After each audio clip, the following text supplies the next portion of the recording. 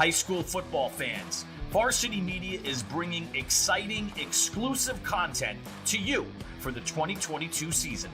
Introducing the Varsity Media Pass, available on iOS and Android. Accessible all season long, the Varsity Media Pass features game highlights, weekly podcasts. Can you talk a little bit about 8-man football and how it's grown? Top 10 plays of the week, player interviews, and so much more. Head to varsitymediapass.com to download the app and start enjoying content only Varsity Media can bring. You're watching the Varsity Media Sports Network, the home for New York high school sports.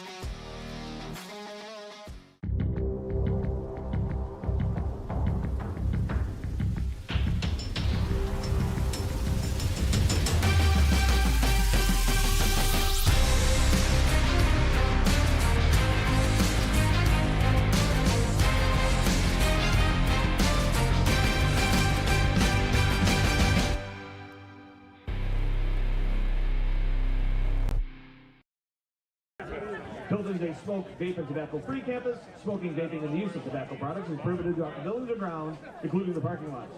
Your cooperation is appreciated. We also have a no re-entry policy. Once you leave the confines of the bowl field, you may not re-enter. Please remember to support the sports stations by purchasing their fine menu items. The Cadets thank you for your patronage. Just a reminder, in case of thunder or lightning, the game will be stopped and the vacate the playing field and stands immediately. You may return to your vehicles. You may go to the school if we open for people to gather. The decision for all clear will be made after waiting 30 minutes after the last time for thunder or lightning play. At that time, adequate warm-up time will be provided, followed by the continuation of the game.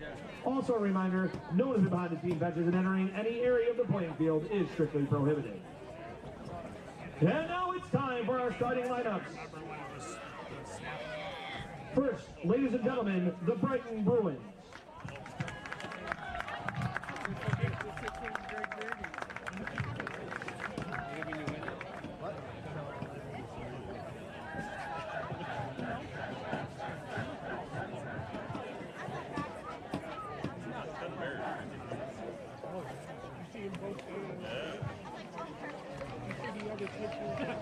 Ladies and gentlemen, tonight we are here to honor our 21 outstanding senior student athletes as they play in their final regular season home contest on the bowl field. Our first senior we are here to honor tonight is number 9, Tyler Letcher. Number 10, Max Brock. Number 17, Nick Castellana. Number 18, Nick Beatty. Number 20, Jeffrey Brosnax. Number 21, Andrew Ward. Number 23, Nick McMahon. Number 24, Dylan Oakbach.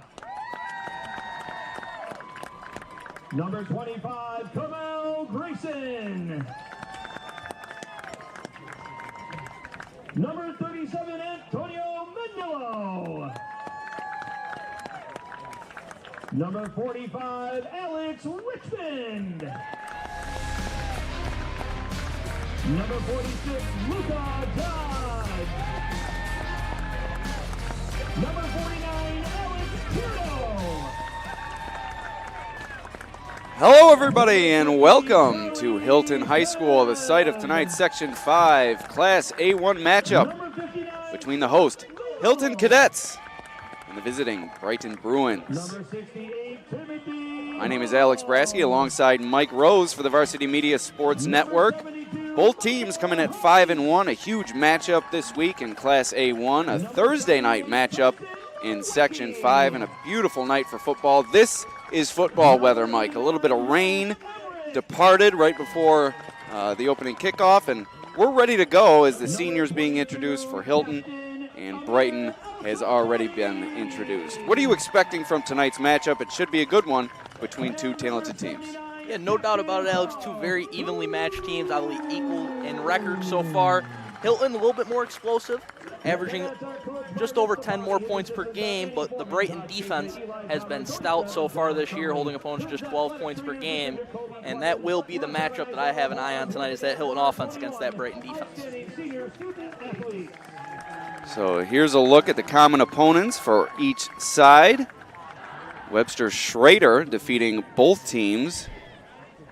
Hilton giving them a bit more of a game, 21-14, while Schrader defeated Brighton 27-7. And take a look at that graphic while we pause for a moment for the national anthem.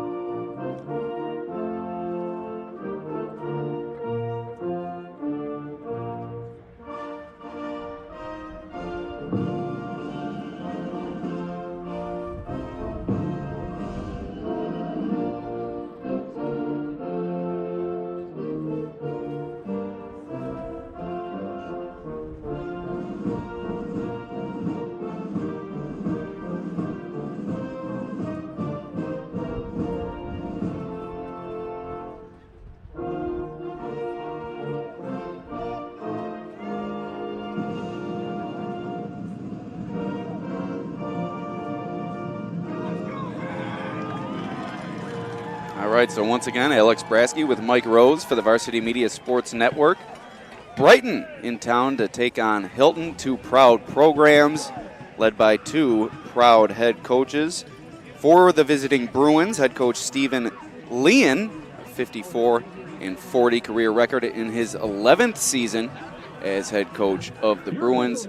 A former assistant at Pittsford has really transformed this Bruins program into one of the consistent winners in Section 5, and they'll take on one of the all-time leading wins leaders, I should say, in Section 5, Rich Lapani, head coach of Hilton. 200-plus victories to his record, his 34th season, 2 sectional titles to his record. He's 5th in Section 5 history in wins, Mike, and this Hilton team is a consistent winner just like Brighton is, and that should lead to a classic matchup here between these two sides. Yeah, no doubt about it, two really well-coached teams, two of the best coaches in all of Section 5 as it stands right now, and it should lead to really a great matchup, a little bit of contrasting styles in how these coaches choose to run their teams, especially offensively, but it should be a good matchup through that.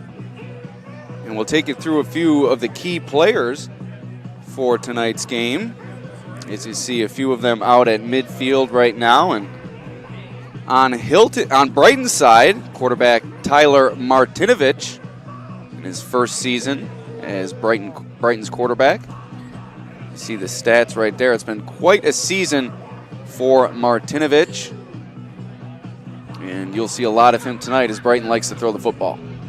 Yeah, take a look here at Carl Coons, who was last week's A1 Defensive Player of the Week, and he was a monster in that game against Gage Chili. Really changed the whole course of that game, was living in the backfield in that contest, and he will be a player to watch on both sides of this line of scrimmage tonight. It's not often that you see on the Varsity Media Sports Network an offensive defensive lineman as the player to watch for a team leading into the game, but that's how impactful this Carl Coons is, and Coach Lapani termed him as perhaps the best football player in Section 5, looking to go on to a successful collegiate career, hopefully after high school, and he really makes a difference for this Hilton team. Yeah, he is a monster on both lines of scrimmage, and he certainly, don't think I would argue that he is amongst the best players in all of Section 5. He really is a game changer on the line of scrimmage. So contrasting styles here tonight, as Brighton will likely look to air it out. Hilton will look to work the ground game, and both teams will look to slow down what have been high-powered offenses throughout 6 weeks of the season. We're getting ready for kickoff here at Hilton High School on the Varsity Media Sports Network.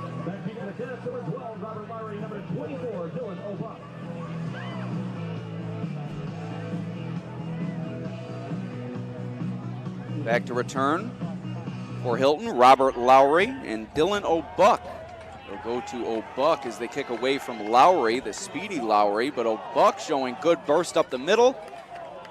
And a good return here up to the Hilton 35-yard line, and that's where the Cadets will begin their drive. So, Mike, like I said before, a lot of the ground game expected here for Hilton, and here's the starting offense as Jeffrey Broadnax, what a name for a high school running back. That just sounds like a tough name, and he is a tough runner, a rolling ball of butcher knives, as they say, is Broadnax.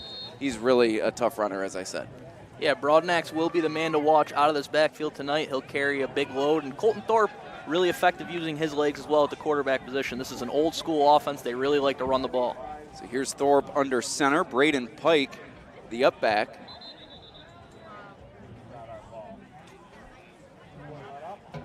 And whistle is blown. We have a brief delay as the officials will reset the ball.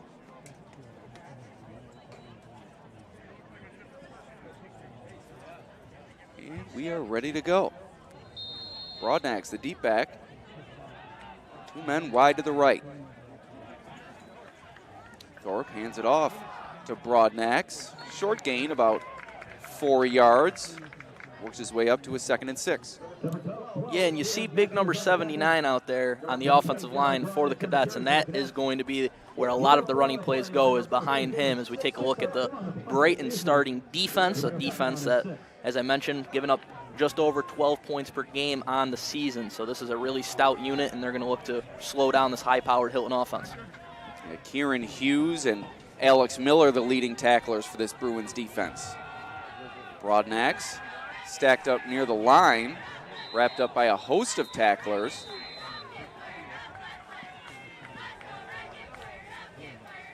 And nice team defense there from the Bruins. Yeah, and the thing to watch with Broadnax, he's not, big play running back. He really will look to wear you down over the course of the game with those 2-yard, 3-yard runs up the middle. He is a bruiser, and he will wear this defense down over the course of the game as he continues to get touches. And you'll see plenty of Broadnax. You may see them mix in a little bit of the passing game with Thorpe. They like to put him on the move and let him throw, work the play action in as well, as you see the man in motion, Luke Lockhart. Going down the field is Thorpe, and it's dropped. Yeah, Thorpe had a number of options running open on that play. I think he missed Nicholas Castellana, who was running down the sideline here, beat his man badly down the near sideline as we take a look at the replay. But nonetheless, he still had an open receiver on this play, and it just got dropped near the sideline here. So a tough start for this Hilton offense, who's going to be forced to punt early. McFeety had to go up top for that, but if you ask him, that'll be a play that he wants back. So the 3rd and 4, not converted by Hilton, and that'll lead to a punt. Good punt near the sideline, rolling near the out-of-bounds line, but it's fielded by Brighton, and Daniel Johnson is taken out of bounds, and the Bruins will begin their drive at their own 32-yard line. Yeah, go ahead, Mike. Yeah, take a look at the Bruins starting offense here, led by Tyler Martinovich, the first-year junior starting quarterback, and they will look to air it out, this Bruins offense. That is how they are able to score their points. So look for Martinovich to be leading the way in this one offensively. Kieran Hughes, a receiving touchdown on the season. Also, Alex Miller, a factor as well in the receiving game, as that a low throw. But really who Martinovich likes to go to is Daniel Johnson. 22 receptions, 315 yards, 5 touchdowns, averaging 14 yards per reception is Johnson. You'll see plenty of him tonight, and a tall task in front of these Hilton defensive backs, Luke Lockhart, Robert Lowry. Really a challenge here tonight defending these talented Bruins wideouts. Here's Martinovich. It's complete to Johnson. Up the field, sliding through tacklers, and he's into Cadets territory inside the 40-yard line, and he's taken down at the 39, so a big chunk through the passing game, and the Bruins are on the move. Yeah, right away you see what Johnson is able to do and why he's averaging so many yards per reception on the season is his ability with the ball in his hands after the catch, a short pass there, and he turns it into a huge play. And Castellana had him, but Johnson able to spin out of the tackle and work his way forward for additional yardage. Martinovich, the handoff here to Gavin Parks. He takes it forward for about a 4-yard gain. Parks, one of the leading ball carriers for this Bruins offense, 76 carries, 531 yards, and 5 scores on the season for Parks. Yeah, and Parks only a sophomore, Martinovich only a junior. It's not often you see a backfield as young as this Bruins offense is that is also as effective as they are. So here's Martinovich out of the shotgun. Parks to his left, 2 men wide to the left. Handoff goes to Parks, slashing up the middle, spinning through tacklers. And that's going to be another first down for the Bruins as Parks is taken down by Feedy. But in the early going, tackling a struggle for the Cadets here. Yeah, and I think the biggest takeaway from the start of this drive so far is how well the Bruins offensive line has been able to handle this Cadets defensive front. They've done a great job opening up lanes and giving Martinovich time to throw the ball. And in motion, and they give it to him. It's Johnson looking for room. Short gain of about 1 yard. So Johnson getting involved in the running game. Daniel Johnson, the youngest of 3 brothers that have come through this Brighton program. His dad, a longtime youth coach within the Bruins youth program, as a Bruins player is down in the field with an apparent injury. Sean Blake will be tended to, hoping for the best for him. But speaking with Coach Leon before the game, his youth program really a key part of the Bruins' success. As you look at the A1 standings here, the Schrader Warriors 6-0 leading the pack, but these Cadets and these Bruins still fighting for playoff positioning, Mike. Yeah, no doubt both the Cadets and Bruins want another shot at the Warriors, as both of their losses this year have come to Webster Schrader, and it's really turned into a 3-team race down the stretch here, these two and Webster Schrader. And certainly both these teams want to make a statement tonight that they are one of the teams to beat alongside Webster Schrader in A1. Blake being helped off the field, a bit of a limp. So as we said, hoping for the best for him. But as I said about the Brighton youth program, it's really been a key to their success as Coach Leon has helped lead this program to prominence. He took over a relatively downtrodden program here in Brighton and has helped catapult it into one of the most consistent winning programs in the section. A lot of these varsity players used to be ball boys, water boys, and have all come up through the youth system, and that's led to a lot of success for the Bruins in recent seasons. Martinovich going to the air, it's too high and out of the reach for Johnson. And a flag has been thrown. And this call goes against Brighton.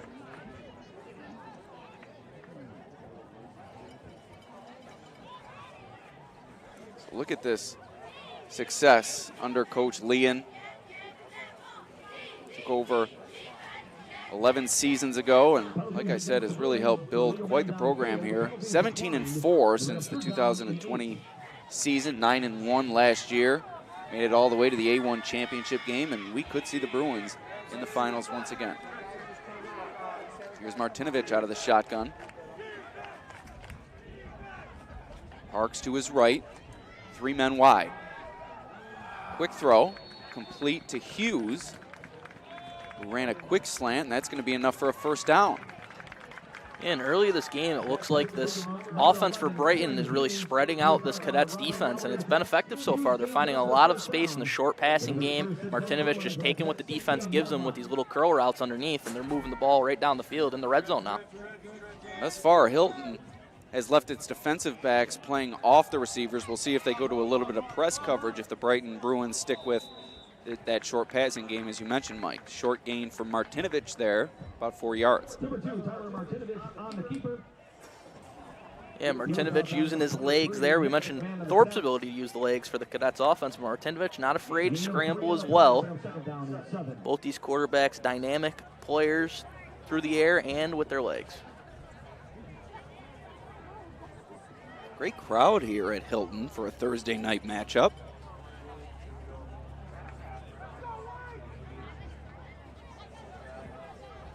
Man in motion, they hand it to Parks, spinning through the line of scrimmage and forward for about a 4-yard gain. So a third down and manageable coming up for the Bruins. And a big play early on this first drive, 3rd and short, but Cadets defense with a chance to potentially get a stop. It'll likely be 4-down territory, but a chance to hold Brighton's offense here in what has been a great drive. So quick snap, Parks up the middle into the end zone for the Bruins touchdown. Gavin Parks, a big hole created by the Brighton offensive line, and Parks took advantage, taking it all the way for the score. 6-0 Bruins, 6:27 remaining here in the first quarter.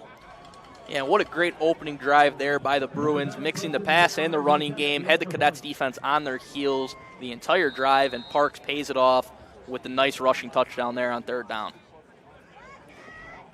So on for the point after and putting it through the uprights is Preston Whitmire, and it's now a 7-0 Bruins lead. So the visiting Bruins coming through with an opening drive score, and rather decisive on that drive as well, Mike. Yeah, it'll be interesting to see how the Cadets respond, but this is familiar territory for them. Last week they found themselves down 7-0 right out the gates, and they really were able to swing the momentum in that one and take control against Gates Chili, but a much more game opponent here tonight in the form of the Bruins.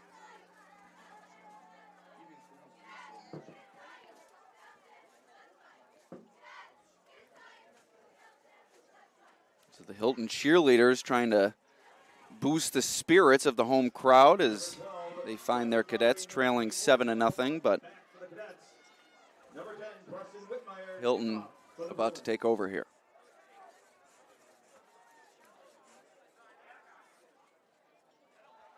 And I'll be interested to see on this Cadets' second drive. I expect to see Robert Lowry make his first appearance offensively. He was a revelation a couple of weeks ago, bursting onto the scene with 196 yards on just 6 carries and 4 touchdowns, and his speed really adds a different element to this Cadets offense. Here's Whitmire to kick it away. Good kick, and once again, they kick it away from Lowry. Or no, here is Lowry bursting into the open field. The 30, the 20, the 10. Touchdown, Hilton. Mike, you called it. Robert Lowry into the open field a long way. What a response from the Cadets.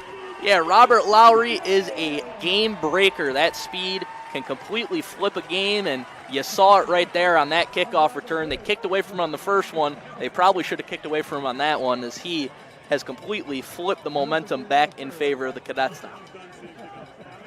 Robert Lowry. Explosive play here for Hilton. 6:11 remaining in the opening quarter.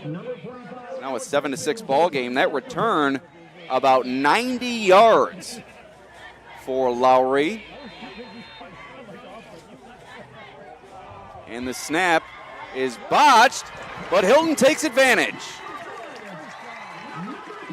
Luke Lockhart on the reception for the 2-point conversion, and the Cadets, just like that, lead it 8-7.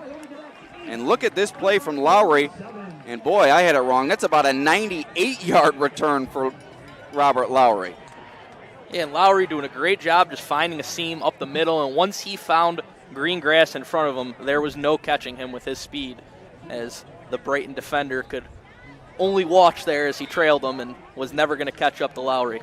Saw Caleb Matthews diving after Lowry, but to no avail as the speedster turns on the afterburners and takes it the distance. And you see on the 2-point try, the snap went awry, but no harm, no foul. Lockhart there, 2-point successful. And that's what experienced, well-coached teams do, Mike. When plays break down, they don't panic. They rely on their fundamentals and how they've been coached, and you saw it there. And look what we have for Hilton, Mike. Carl Coons can really do it all as he's lining up to kick it away for the Cadets here on the ensuing kickoff. And I did notice on the extra point attempt that was not regular kicker Luka Dodge, who has one of the best legs I've seen all year, but it was Alex Richmond who was in there to kick. So I wonder what the status is of Dodge right now. So Jaden Smith stood up on the return. And a good tackle made by John DiBattisto. It'll be first and 10 Bruins from our own 36-yard line. So Brighton will begin their drive from their own 36-yard line, and finding out a little bit of information about the Hilton kicker, Mike.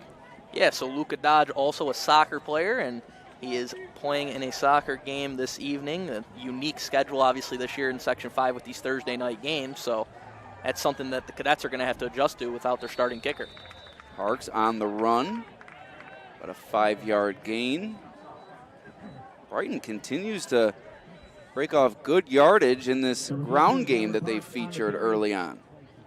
Yeah, Parks is finding a lot of room really up the middle, which is surprising given how successful this Cadets front has been this year. We'll see if they can keep it up.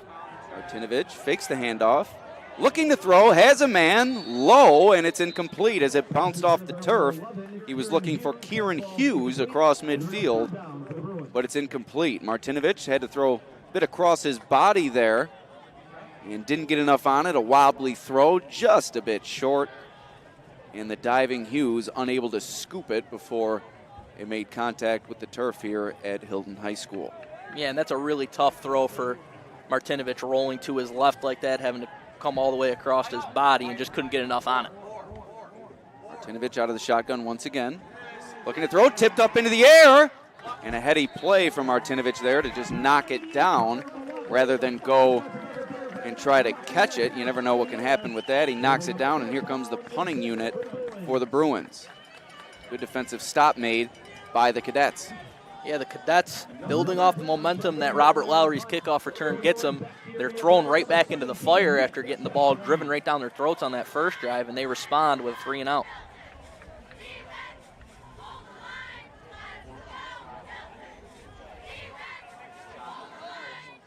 Here's the Brighton punt. It's a good one, a spiraling kick.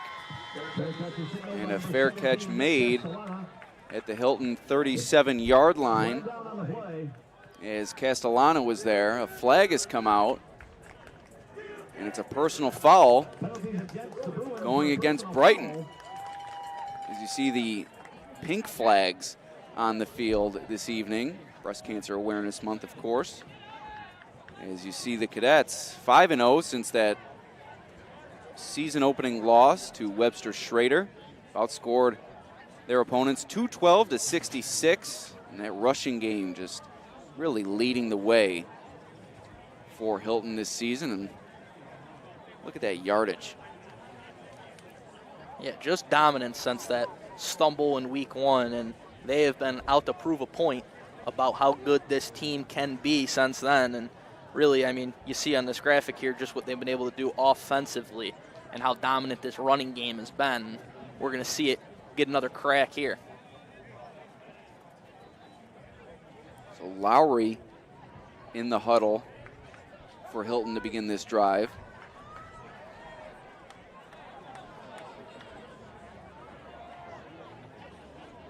As early on, you see what he can do, just bringing an added element to this Hilton offense and special teams, a team that likes to run it behind that powerful offensive line with its powerful back, Jeff Broadnax.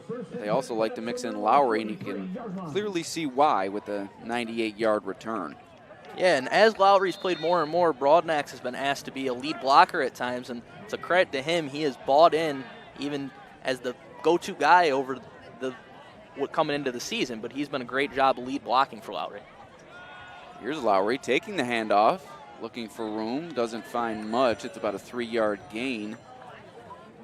And they're on the stop for Brighton was Kieran Hughes. Also Andrew Mark in there on the stop. 3-yard gain, 2nd and 7. Ball nearing midfield.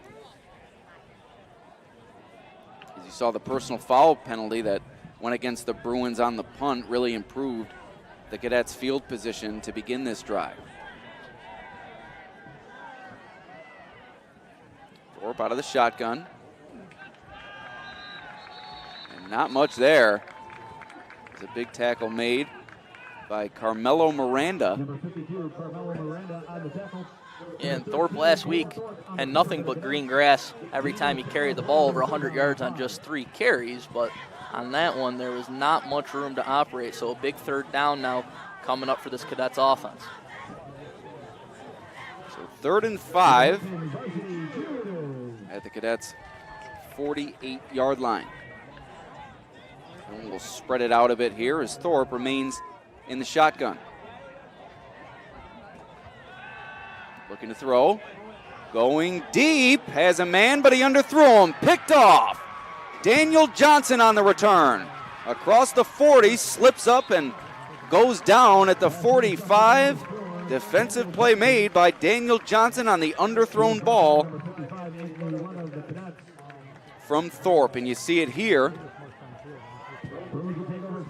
He had a clean pocket, a little bit of pressure coming into his face, but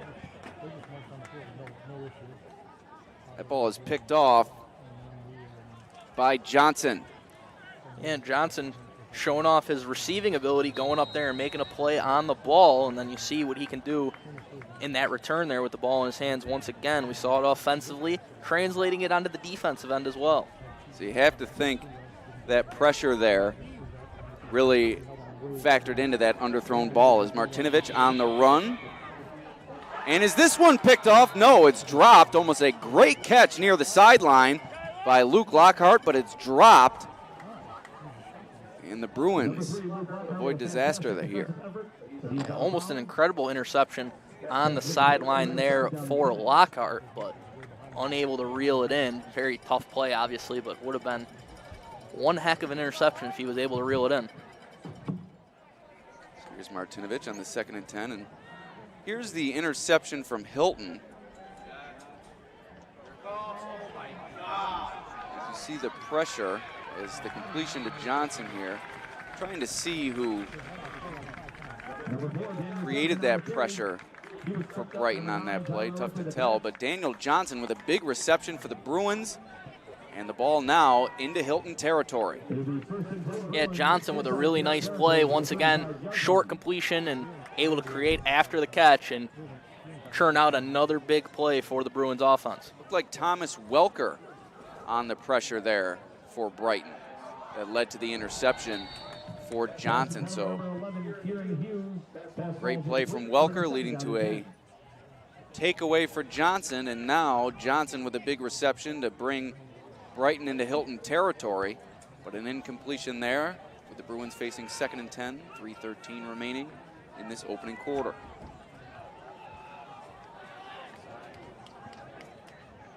Martinovich takes the snap, hands it to Parks. He's spun down. Nice tackle from behind made by Brady Quill.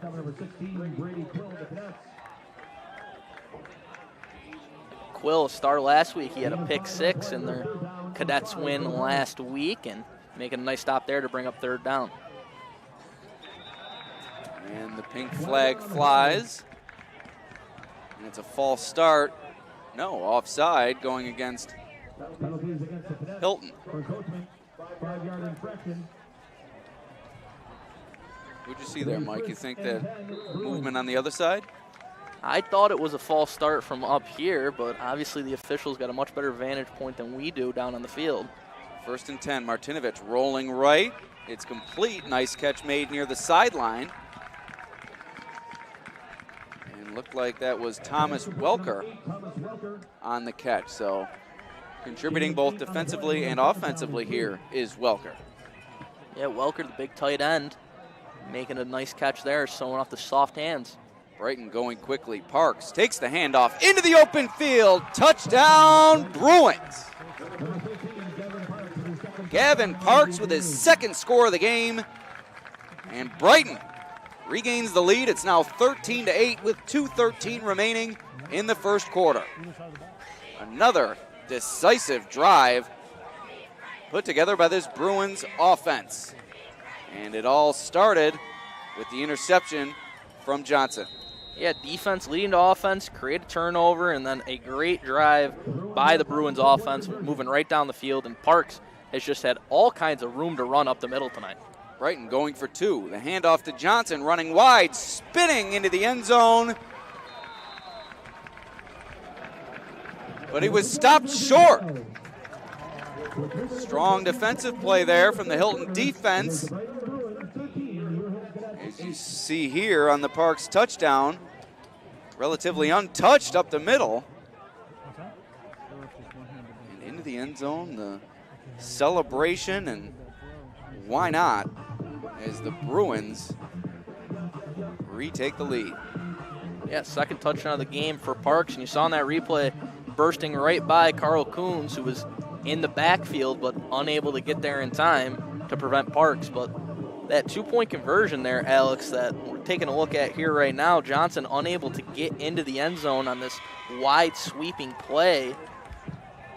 And certainly remember those 2 points later in this game. That is a massive stop for the Cadets defense. Looked like Braden Pike came from the backside to help pull him from the goal line, and I thought for sure he was going to spin his way in, but stopped shy of that goal line, and it's a 5-point lead for the Bruins here.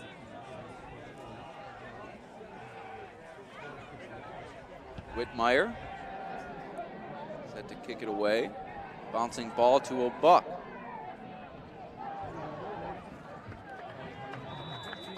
And they made it a point there, Alex, to go nowhere near Robert Lowry on that kickoff. And here are each team's final regular season game in terms of the top teams in Class A1. Hilton at Canandaigua, Brighton taking on Irondequoit. 2 tough matchups for these 2 teams next week as well. While Schrader likely will work its way to a win over Arcadia if these standing records are any judge. But here's a 1st and 10. Handoff to Broadnax. Spinning through tacklers, still on his feet. Some tough running for a 2-yard gain. As solid pursuit there from the Brighton defense. Looked like Daniel Johnson, Kieran Hughes, and Gavin Parks all helped out to make the tackle. Yeah, and the Cadets offense really has not been able to get rolling so far in this first quarter. Without that Robert Lowry kickoff return, you wonder where this team would be right now, because offensively, really been tough sledding so far, unable to run the football so far. They're getting controlled at the line of scrimmage, which I think is certainly a surprise based on if you had seen the Cadets play coming into this one. They, with regularity, are in control of the line of scrimmage. So here's Thorpe under center, turns around, fakes the handoff to Broadnax. On the reverse is Lockhart. And a good gain there of about 6 yards. That'll bring up a 3rd and 1. A little bit of creativity from this Cadets offense, and it's just what the doctor ordered for a 6-yard gain. Yeah, and I really like the call there. Can't get any traction run up the middle, so a little misdirection, get Lockhart in some space, and get it set up now very 3rd and manageable here, 3rd and about 1. Lockhart's father, John, was the former coach at Greece Arcadia. His grandfather, Don Haygreen, was Coach Lapani's coach at Greece Athena, Mike. How about that? That is some, small worlds. Broadnax threw a big hole on the right side. That's a 1st down and more near the 45-yard line.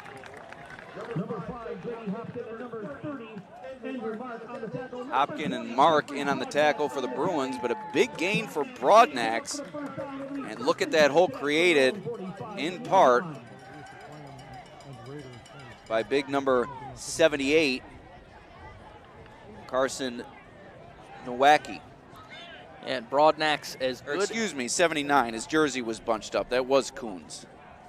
Yeah, and you're going to see that plenty of times tonight running behind big Carl Coons, and Broadnax as good as anybody in short yardage. All right, that's going to do it for the first quarter of play. 13-8, Brighton in the lead. We'll be right back on the Varsity Media Sports Network. Varsity Media covers every sport at every level from every angle. Game film, recruiting videos, highlight videos, sportscasts. That's complete. First down and more. Touchdown, Oceanside. Photography, live streaming. You name it, we offer it. Don't leave your video needs to amateurs. Trust the pros. Contact us at 516-403-2050 or visit us online at varsitymedia.net. If you're an event organizer looking for a media company to cover live streaming, action photography, and game video for your event, look no further. Varsity Media travels throughout the Northeast covering weekend tournaments, showcases, and championships. Contact us today to learn about our services and packages at 516-403-2050 or visit us online at varsitymedia.net. Welcome back to Hilton High School. My name is Alex Brasky alongside Mike Rose for the Varsity Media Sports Network. We got a good one brewing. Brighton in the lead over host Hilton, 13-8 as we begin the second quarter of play. And the big play in this one, a 98-yard kick return from Robert Lowry. But Brighton responded in kind as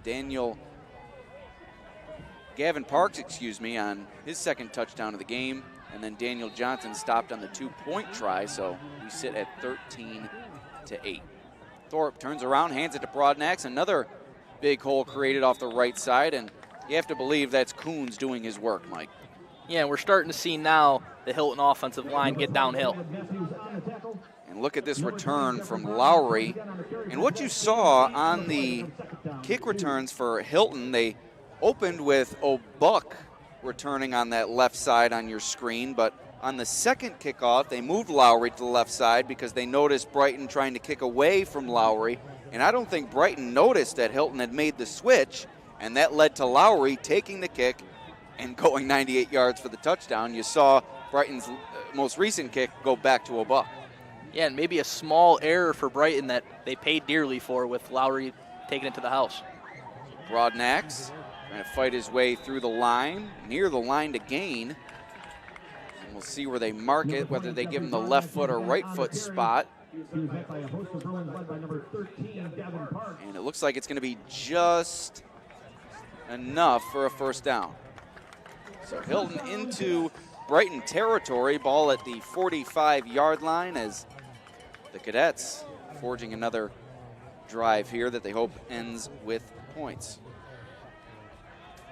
You see Lowry and Castellana come on the field here, so expect to see Hilton go away from Broadnax on this play, and it's either going to be a passing play or it'll be Lowry with the ball in his hand, Broadnax the lead blocker most likely. Here's Thorpe under center, handoff to Lowry with Broadnax in front of him. On a tough tackle made by Johnson in there, spinning Lowry down to the turf.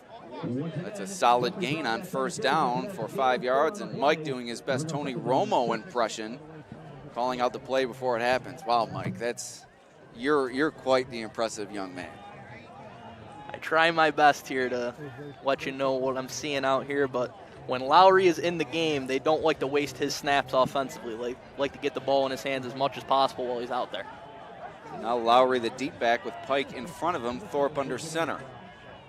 Hands it off to Lowry again. Stays on his feet through contact. Nice balance there shown by Lowry as he's brought down by Hughes.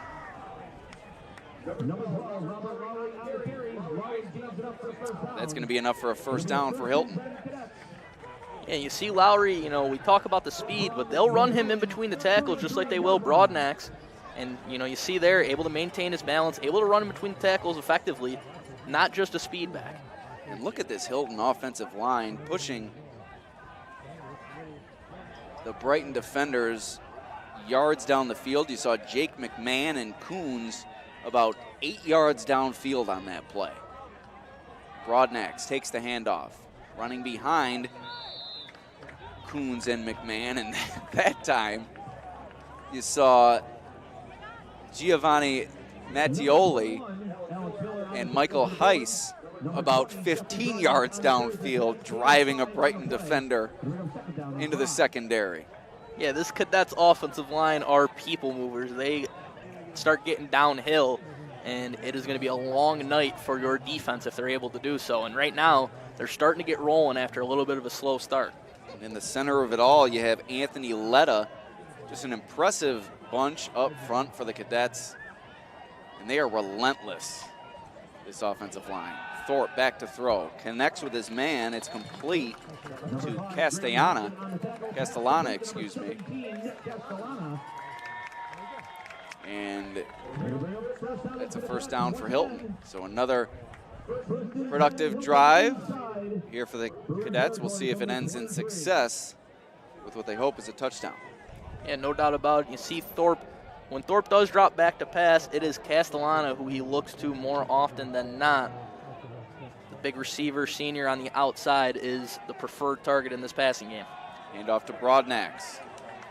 Another big hole right up the gut. Nice blocking from Pike there. Led the way for Broadnax, and that's near a first down. So you're really seeing Hilton start to impose its will in the running game, and they're nearing the end zone as they're now in the red zone. Yeah, and mixing and matching on this drive with Broadnax and Lowry, trying to give the Bruins different looks between those two backs who are very different runners with the ball in their hands, and it's been really effective on this drive, keeping the defense on their heels. Yeah, not many bells and whistles with this Hilton offense, but they mix it up, like you said, with personnel in order to keep opposing defenses off balance. Broadnax forward for the first down, and ball now at the 9-yard line. Hilton 9 yards away from a go-ahead score. Yeah, and I think they're just equipped with, personnel that allows you to not have to, pull out too many crazy plays. They can just execute this power running game, which is what they love to do, but give you different looks with their two running backs who are very different runners with the ball in their hands.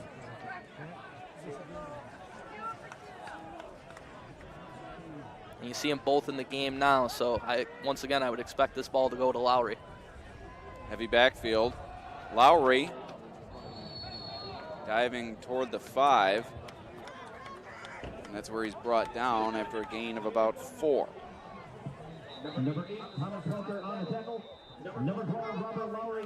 We have a timeout called by Brighton.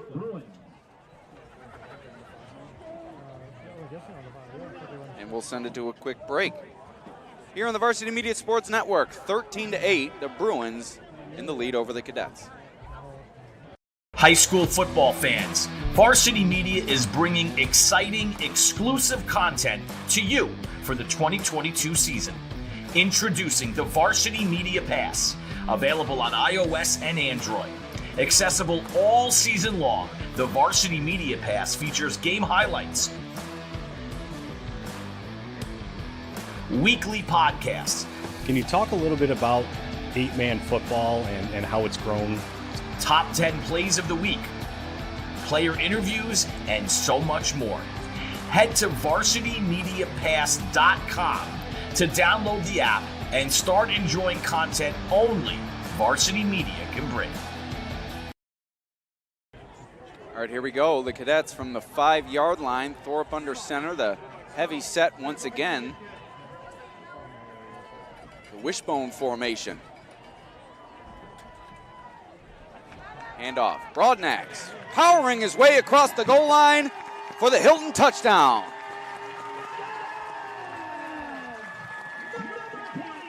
Jeff Broadnax from 5 yards out. 6:48 remaining in the second quarter. Hilton has regained the lead. It's 14-13 with the PAT upcoming. What a powerful run from this powerful Cadets running back. Yeah, it'll be interesting. I think they may go for 2 here, just given the score and given their kicking situation tonight. I think that may be the route they choose to go more often than not following touchdowns tonight. They leave the wishbone out there. Thorpe hands it to Lowry. Trying to fight through, but he's stopped shy of the goal line. Looked like the final hit was made by Brighton's Miller Burrows. You take a look at Broadnax there on that touchdown run, and a little bit of a wrinkle. I had mentioned when they both come in, more often than not, they go with Lowry because of Broadnax's ability as a blocker. But this time, they choose to hand it off to Broadnax with Lowry as the lead blocker, and they find the end zone. So 14-13 is your score. Hilton with a 1-point lead in what's been a back-and-forth affair through 1.5 quarters. And you saw in our latest commercial break, commercial for the Varsity Media Pass, and mine and Mike's podcast is available on the Varsity Media Pass. Log on to varsitymediapass.com to find out more information on how to acquire the pass. But exclusive content behind the pass delivered each week, including plays of the week from Section 5, and Mike and I's discussion on the latest goings-on from classes AA to 8-man football. And Mike, just why don't you give the folks at home a quick recap of what we discussed, some of the top teams we talked about this week, and what we're looking forward to as the regular season wraps up. Yeah, we certainly talked about these two teams and Webster Schrader, who we mentioned earlier. A lot of talk about a university prep team that the Bruins are familiar with, because that was the only loss on the schedule for Brighton last year in the A1 championship. But the Griffins dominating in Class AA this year after moving up. And of course, East, as well as Canandaigua, who is Hilton's next opponent in Class A2. And the big upset from this week, HFL going down to Monroe in Class B. So there you saw the ball go through Sam Slanicka's hands, and he had to chase it. That led to Hilton's coverage team and good pursuit, stopping his forward progress at the 12-yard line, and that's where Brighton will begin its drive. So the Bruins set back a bit, and it's been an advantage for theirs in the early going. They've remained on schedule, including the takeaway that helped them defensively, but a little bit of a adverse situation facing the Bruins here. So a short gain up the middle for Parks. And falling forward, that gave him a little bit of extra yardage, about a 4-yard gain on first down. Yeah, it'll be interesting. Like you said, the Bruins have enjoyed good field position so far in this game offensively. Certainly the worst of the game here, so we'll see how they're able to handle it. Martinovich rolling to his left. He'll pull it down and run. We'll see if he got back to the line of scrimmage.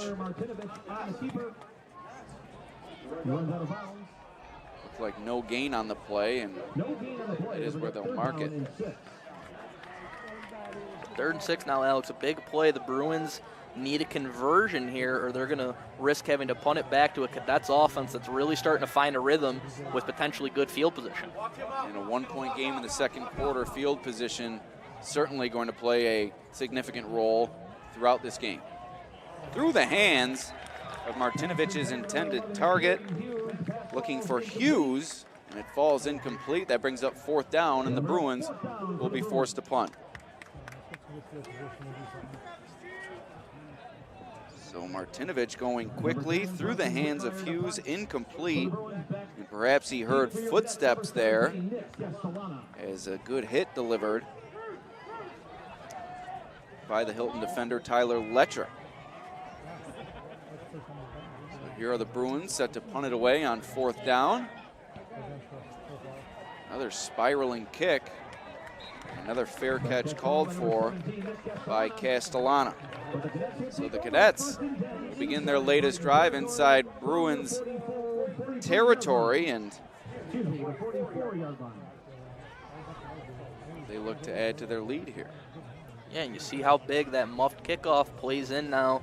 It sets up the Cadets with really good field position here, and we'll see if they can cash in. The offense has really started to find a rhythm after the 3-and-out on the opening drive. Really nice touchdown drive just a moment ago, and they're going to look to keep it rolling here.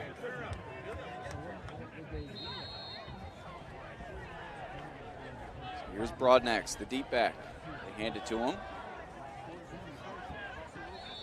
Stood up near the line of scrimmage and brought down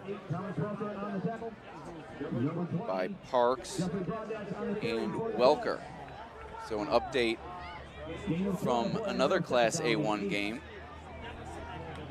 And Webster Schrader, a 28-0 lead over Gates Chilai. So setting themselves up to run the table in the regular season with that matchup next week against Greece. And both of these teams looking for a shot at the king, as they say. Shot at the crown? What do they say, Mike? Maybe I don't know what they say. Shot at the crown sounds about right to me. 2nd and 8. Thorpe back to throw. A high throw, and this time Castellana able to come down with it. We saw earlier in the game have that one go through his hands, but he's able to secure this one, and a big catch. That makes it a 3rd down and manageable. 3rd and 1 inside 5 minutes to go here in the second quarter as the Cadets look to keep the drive alive. Nice catch there from Castellana. Full extension in the air. Able to bring it down after a nice leaping catch. And Castellana often the lone receiver in the formation for this team, and he gets a lot of one-on-one coverage. And he's won often this year, and it's been a big reason why the Cadets offense has been so successful. 3rd and short. Broadnax, the short yardage specialist, spinning forward through the line and across the line to gain. That's a fresh set of downs coming up for the Cadets. And if the Cadets get into these 3rd and shorts continuously throughout the course of a game, they are just an incredibly tough offense to slow down. Broadnax and this offensive line so good at dominating that line of scrimmage and picking up those short yardage situations. So approaching the 4-minute mark here. That's looking to add to that 1-point advantage. They're inside Bruins territory, nearing the red zone. Thorpe takes the snap, hands it to Broadnax. Low man wins, as they say, and Broadnax tried to go even lower than Andrew Mark, who crouched way down to make that tackle. Nice job by Mark, maintaining that low center of gravity and attacking the legs of the tough-running Broadnax. And low man wins, and that's why Broadnax is such a tough guy to tackle. Just 5'8", but 220 pounds, and he will run you over if you are not prepared to face him head-on in the open field. 2nd and 6. Thorpe hands it to Broadnax, hurdling over defenders. And a tough run there as he's brought down by Daniel Johnson and Wes Stirrup. But that's a 1st down for the Cadets, and they're inside the red zone with 2:55 to play in the second quarter. Look at him leaping over perhaps his own offensive lineman there. And another consideration for Hilton here, you have to wind as much clock as you can, but obviously the first concentration getting into the end zone, but you also have to keep that in the back of your mind as you saw how quickly this Brighton offense can strike. And no doubt Rich Lapani in his 34th year here has that in the back of his mind. Broadnax through the line of scrimmage and about a 5-yard gain.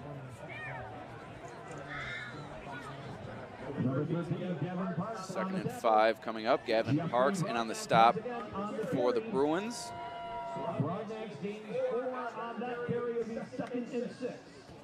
Nearing the 2-minute mark here. And what's been a fantastic first half of football.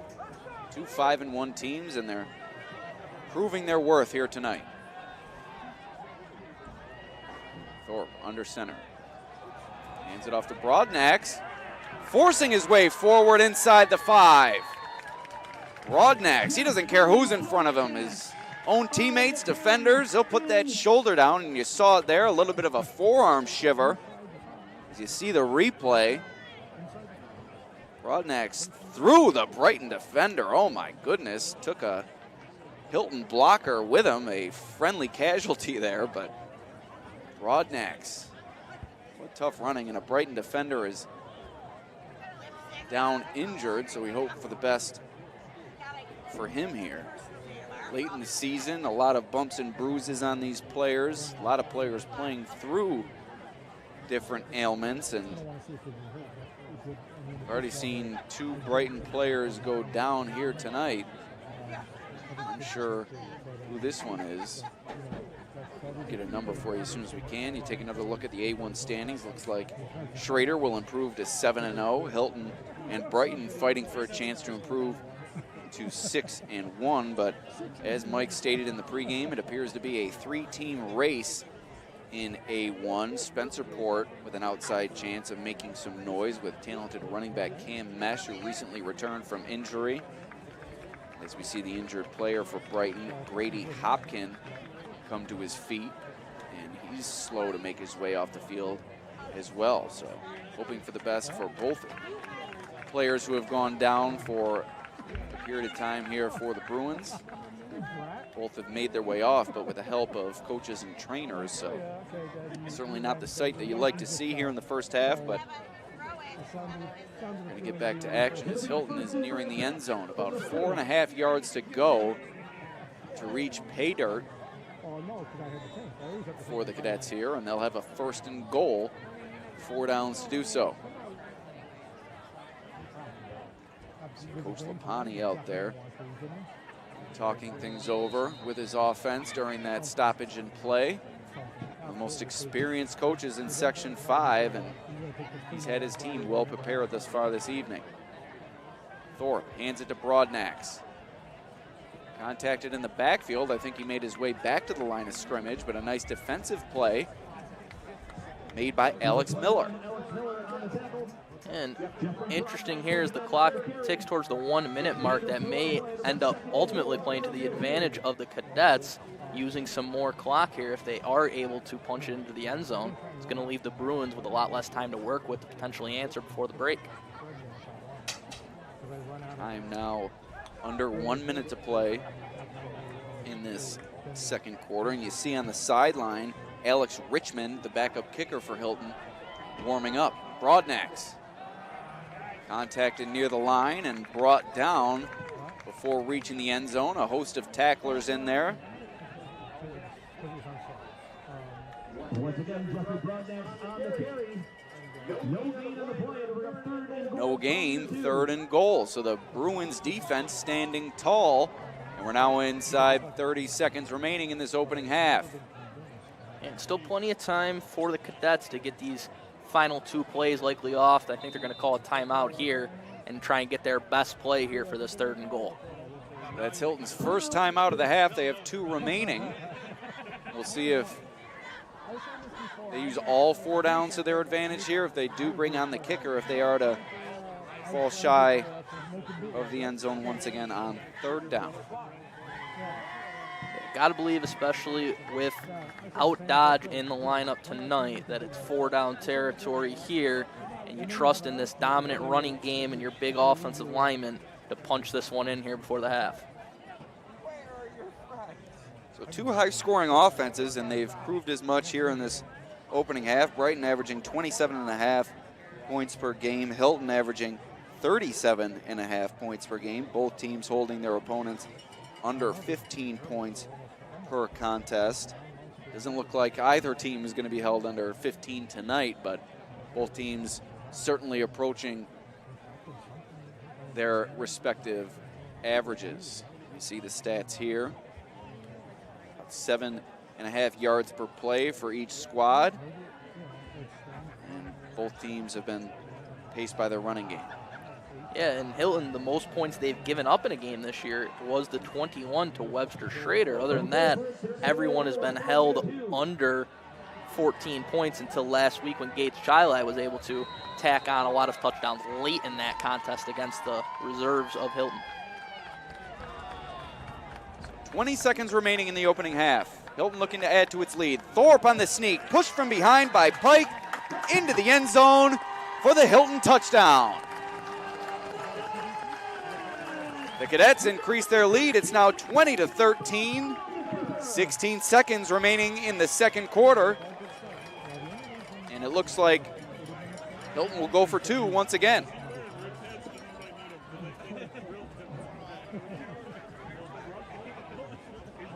And an opportunity here, if they are able to convert, to push this to a 2-score game potentially for the Cadets. So a big 2-point conversion here that will certainly swing momentum one way or the other going into halftime.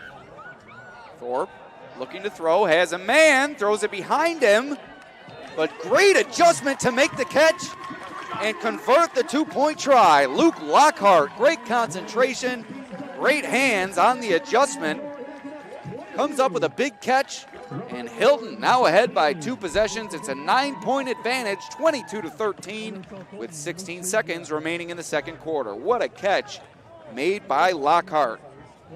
Yeah, Lockhart turning into the 2-point specialist here tonight. His second 2-point reception of this game. The first one on that botched snap, and that one a designed play for him to make the play. And you see the replay here of that 2-point conversion. Good play design here is put Thorpe on the move. What a catch made by Lockhart. 9-point lead for the Cadets. Yeah, a critical 2 points on the scoreboard to make it a 9-point advantage in what will likely be the last scoring play of this half, but still 16 seconds left for the Bruins potentially to make something happen. But if this is what the score is going to the half, a big 2-point conversion to make it a 2-score game. If there's any Bills fans watching, they know 16 seconds, more than enough time, Mike, more than enough. Of course, we say that with Bills Chiefs, another edition of that budding AFC rivalry coming up this weekend, a nationally televised game at the late window on CBS on Sunday. The Bills with Super Bowl expectations this season. I had to pinch myself when I started saying that this year, but it's true. So a rolling kick, scooped up by Johnson, and flying in was DiBattisto to down Johnson at about the 25-yard line. Johnson almost got his head taken off there. Yeah, flying downfield was DiBattisto. Great play there on special teams, and you know, with Coons kind of just rolling that kickoff there, it could have been an opportunity for someone for the Bruins to jump on that and set them up with better field position, but unable to do so, and they'll just take it into the half. So Martinovich kneels out the final seconds of this second quarter, and Hilton will go into the halftime break with a 9-point lead on its home field. This classic A1 matchup has lived up to its billing. Alex Brasky with Mike Rose for the Varsity Media Sports Network. We take a quick break. We'll be back after halftime.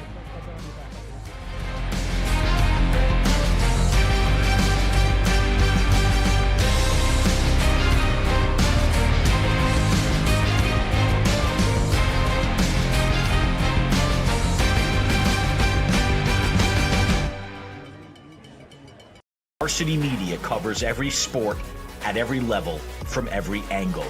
Game film, recruiting videos, highlight videos, sportscasts. That's complete. First down and more. Touchdown, Oceanside. Photography, live streaming.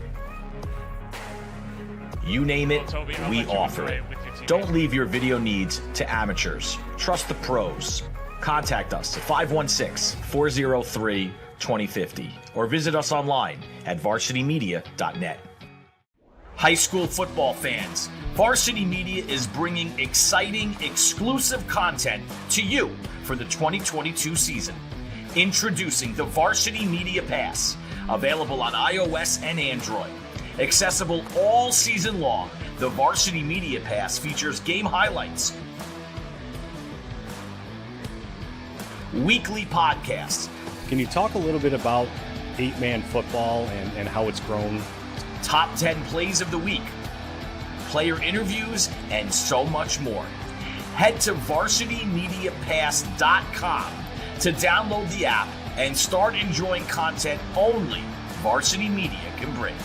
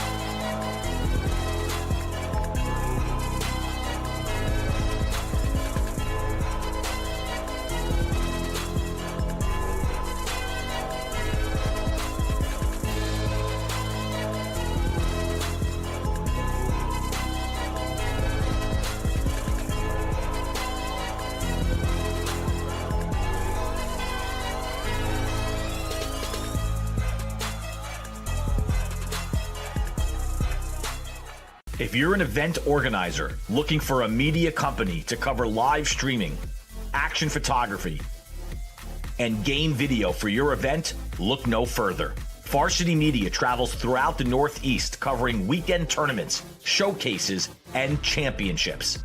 Contact us today to learn about our services and packages at 516-403-2050 or visit us online at varsitymedia.net.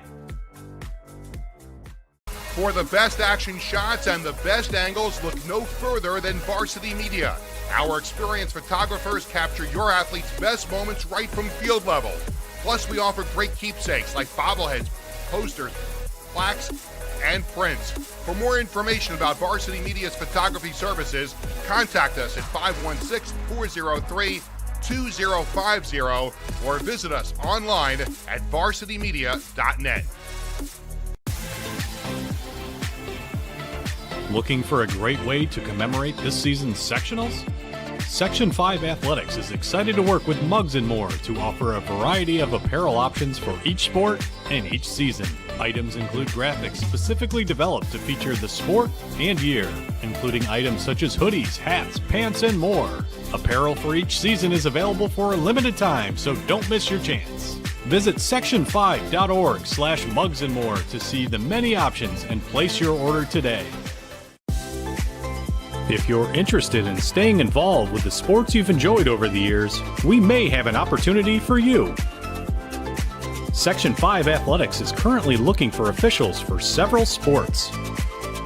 Serving as a Section 5 official provides a great way to stay active, contribute to the sports you love, and earn money while making your own schedule.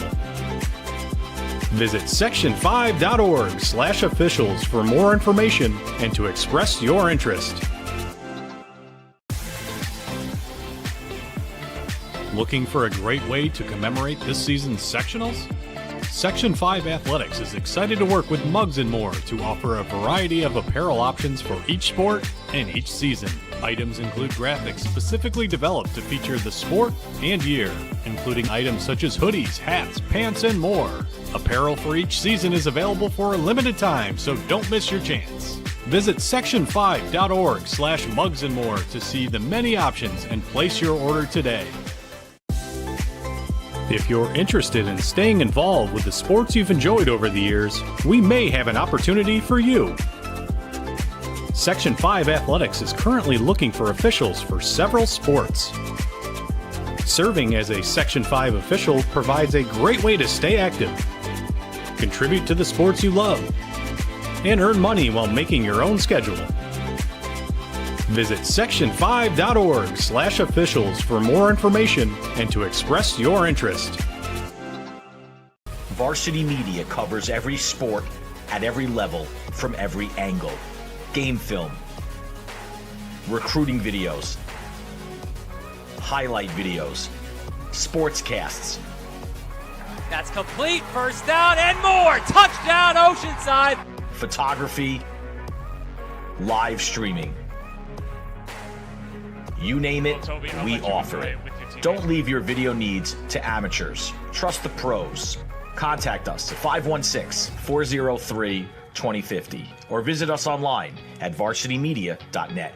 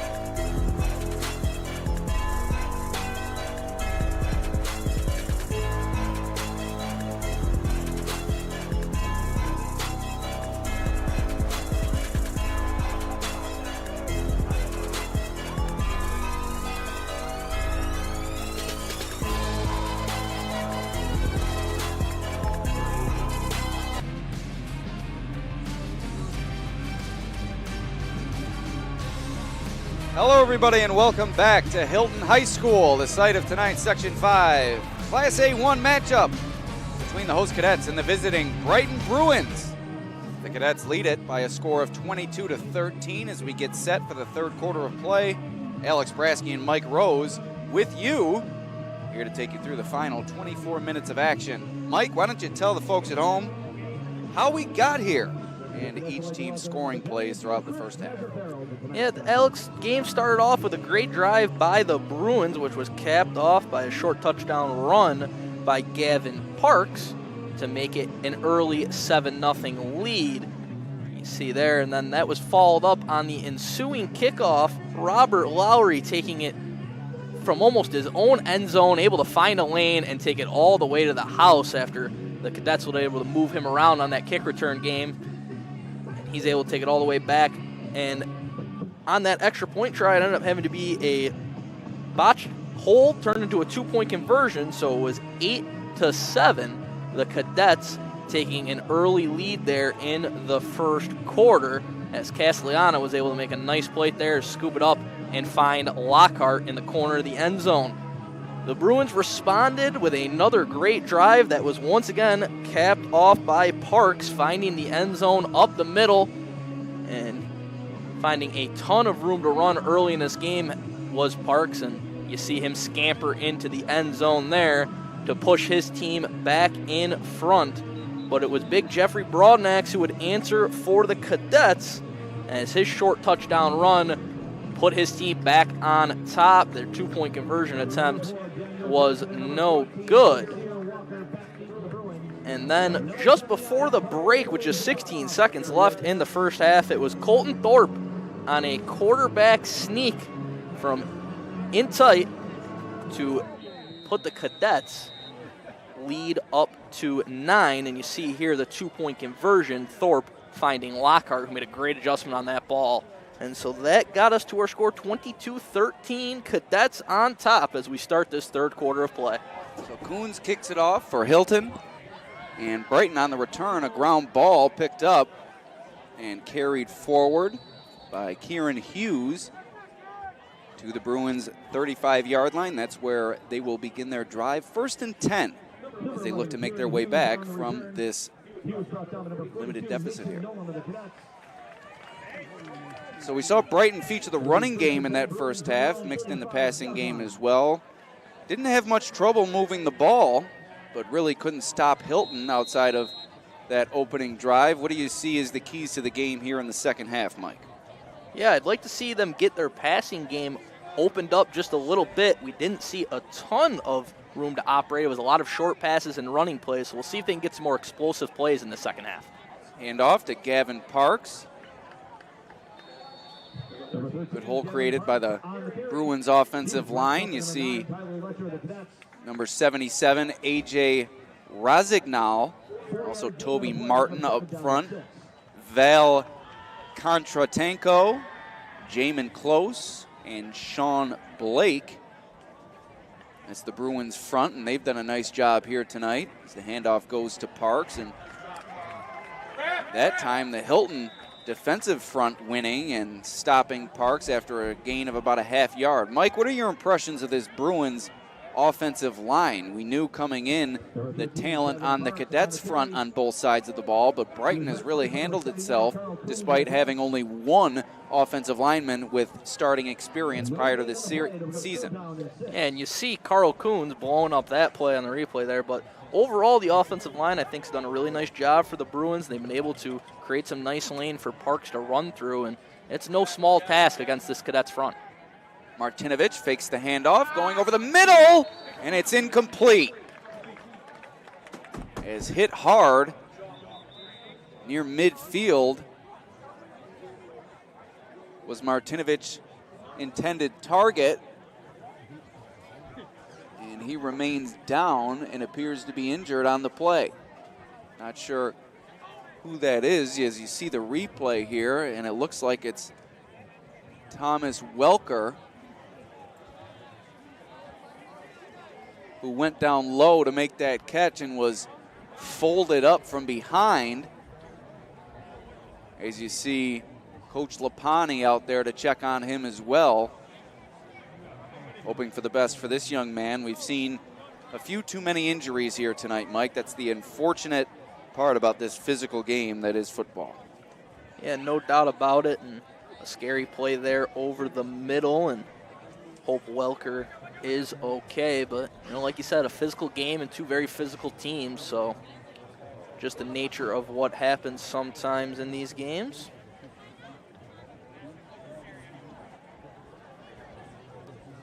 As we take one more look here at that play over the middle, and Welker back onto his feet and heading towards the sideline. So that's certainly good news as he's able to make his way off the field.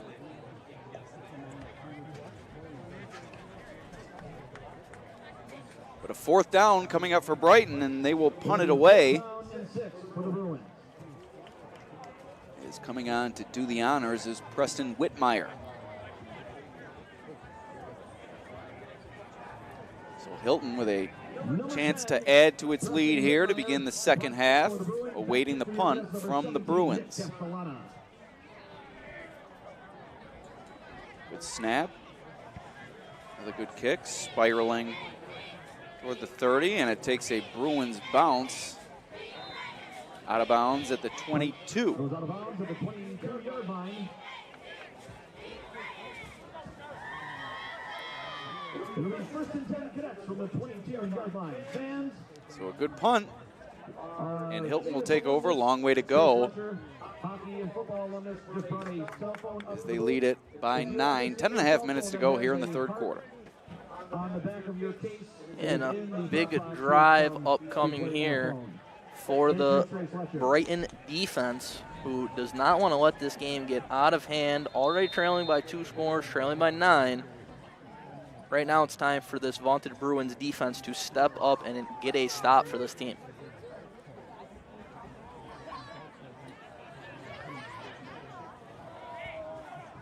It looks like the crowd has been building throughout the game as stands relatively packed and plenty of people still at the concession stand following the halftime break as Broadnax moves it forward for about 6 yards, 6-7 yards there. Nice gain on first down for the Cadets running back. 2nd and 3 coming up for Hilton. 7-yard gain on the play to bring up 2nd down and 3.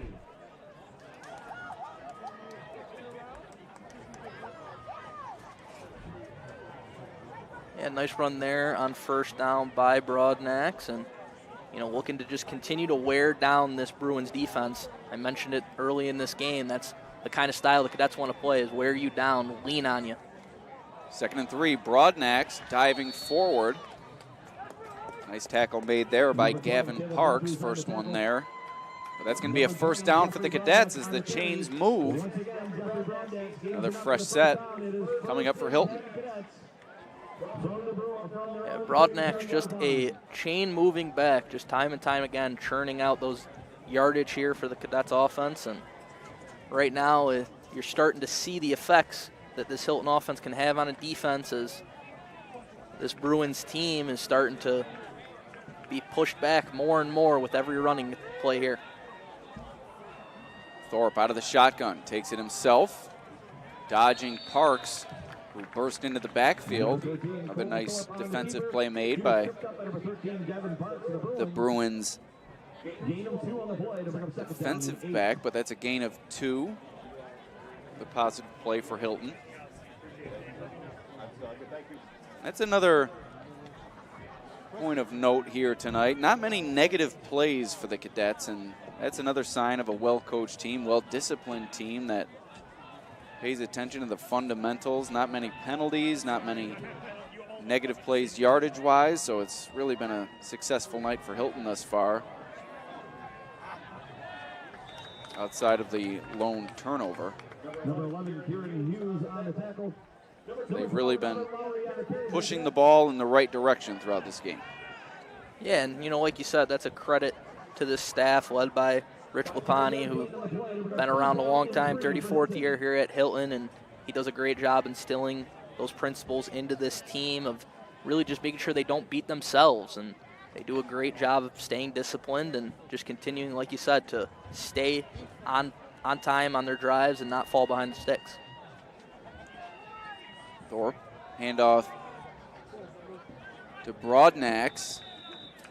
That's going to be another first down for the Cadets. Another third down conversion.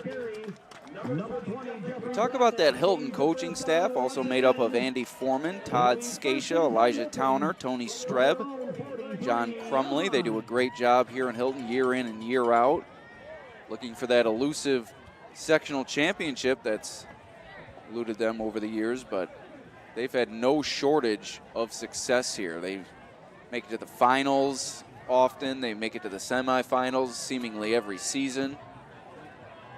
This is a veteran-laden staff and staff that puts in the work year-round and gets the commitment from the kids as well. Flag flies. Broadnax, a good gain on first down, but we'll see what the call is here.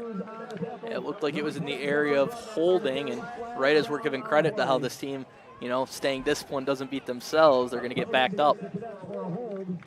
Yeah, I don't have quite the Nostradamus gene like you do, Mike. We saw that earlier from you in the first half, calling out Hilton's offensive plays before they happened, but I don't quite have that talent yet. You got to show me how you acquired that. Just an instinct. I think you just either have it or you don't. So you were born with it? Yeah, I think that may be the case. As Lady Gaga would say, Mike was born this way. God help us all. Thorpe under center. Broadnax the deep back. Fakes the handoff. Looking to go deep. And a diving catch made. What a play from Nicholas Feedy. Great body adjustment. Went down to make a beautiful catch for the big gainer. Here's the ball thrown into coverage by Thorpe, but it didn't matter. A nice throw on the back shoulder, and Feedy made the adjustment necessary to come down with a diving catch. Yeah, and you read my mind on that one, Alex. Maybe a little underthrown, but perfectly placed on the back shoulder. Ball comes out, Thorpe falls on it. So, as you said a few moments ago, within a blink of an eye, the Cadets have made two mistakes here on this drive, but when you make plays like that, both through the ground game and the passing game, it don't matter. Yeah, when you got guys able to make adjustments like Feedy was able to here, it'll wipe out those negative plays with relative ease. So second and long now, a rare second and long facing the Cadets as they look to convert and keep the drive alive.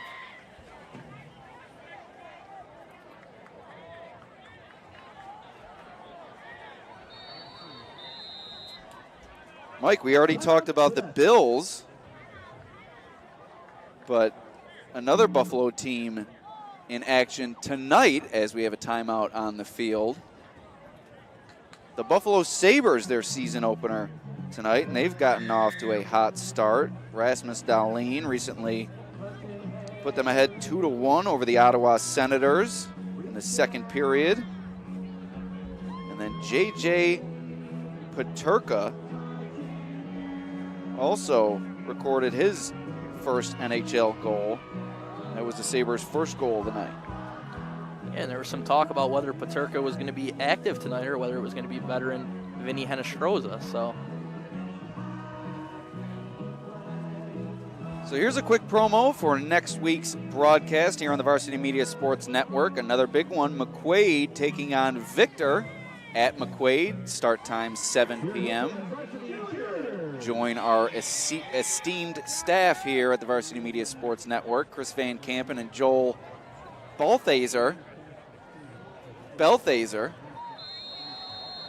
on the controls here tonight. They do a great job and really make the viewing experience extremely special for the viewer at home. So credit to them, and me and Mike had the easy work. Thorpe down the middle of the field, and it's complete. Touchdown, Hilton. Thorpe to Lockhart on the deep ball. And the Cadets are in firm control of this one.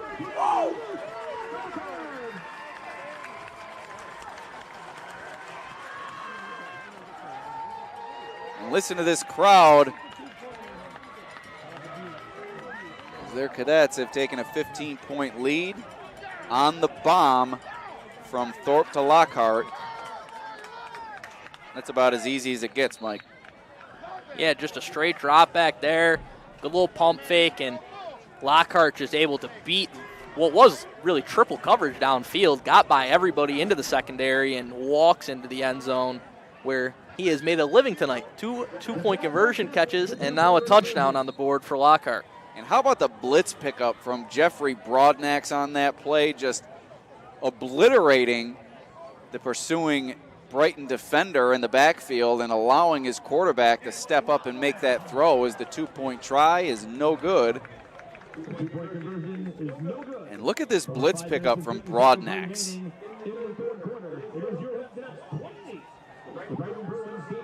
Just putting the defender into the turf, and you saw earlier on the interception the rushing defender affect the throw from Thorpe, which led to the underthrown ball, and Johnson leapt up to make the interception.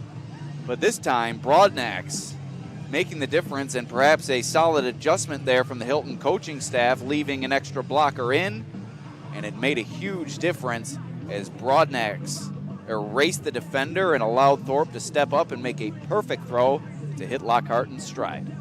Yeah, and I mentioned early in the game the buy-in from Broadnax, who is used to having the ball in his hands, but his willingness to be a blocker both in the running and passing game, especially over the last couple of weeks, has been huge for this Hilton offense, trying to reach another level, and you see it on that play, really the difference in a touchdown or potentially a really disastrous play. And often an underrated aspect of playing the running back position, you need to be able to pick up those pass rushers and allow your quarterback a clean pocket. And in order to stay on the field for 2-3 downs at a time, you need to prove to your coaching staff that you're willing and able. Both of those aren't necessarily mutually exclusive, but you have to prove both, and Broadnax has certainly done that, and my goodness, what a block there to open the door for that play. And it's just amazing the difference that you see play out in the course of a game. The first deep ball thrown by Thorpe, intercepted due to the rushing defender affecting the throw, and that time Broadnax steps up, erases the defender, and you saw what happened with Lockhart on the other end of about a 45-yard reception. About a 35-yard reception. Handoff goes to Parks. Good gain, spinning off a defender, spinning off another defender still on his feet.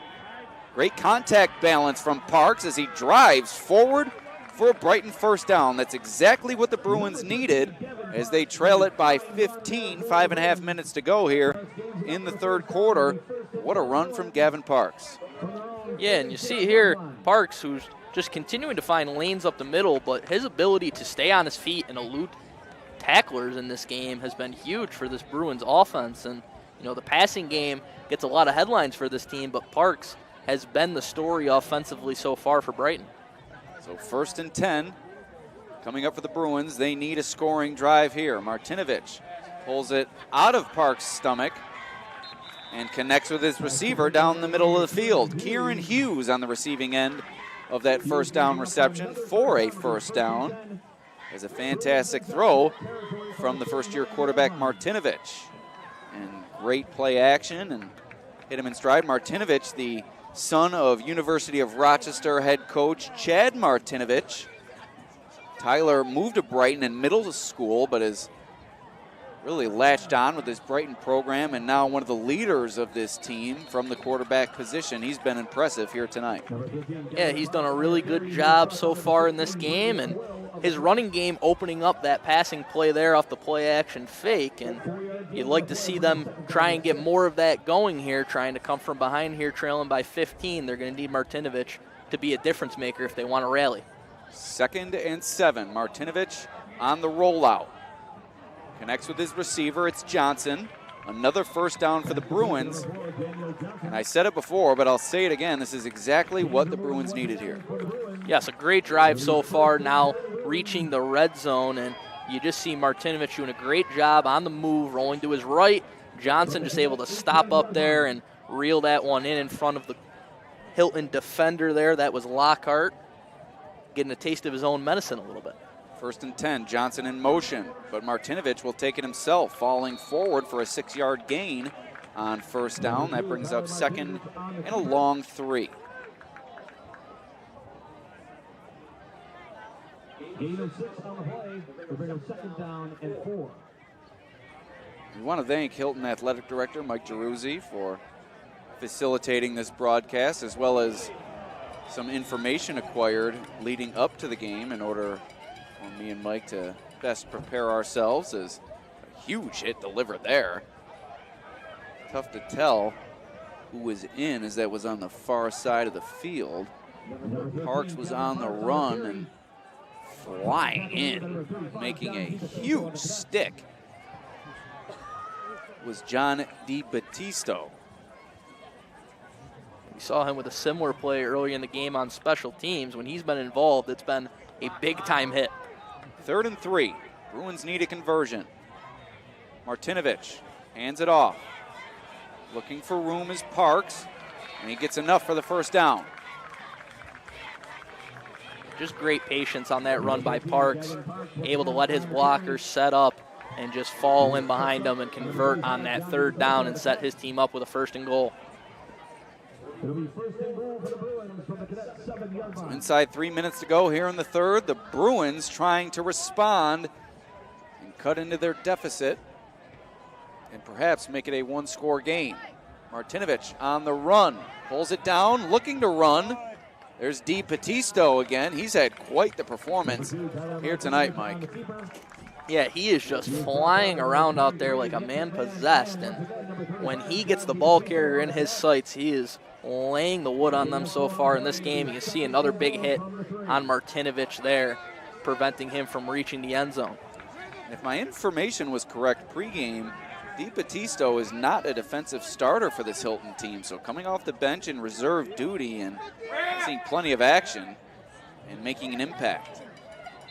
So Bruins short of the goal line there. That'll bring up 3rd down as Parks couldn't quite reach Pater.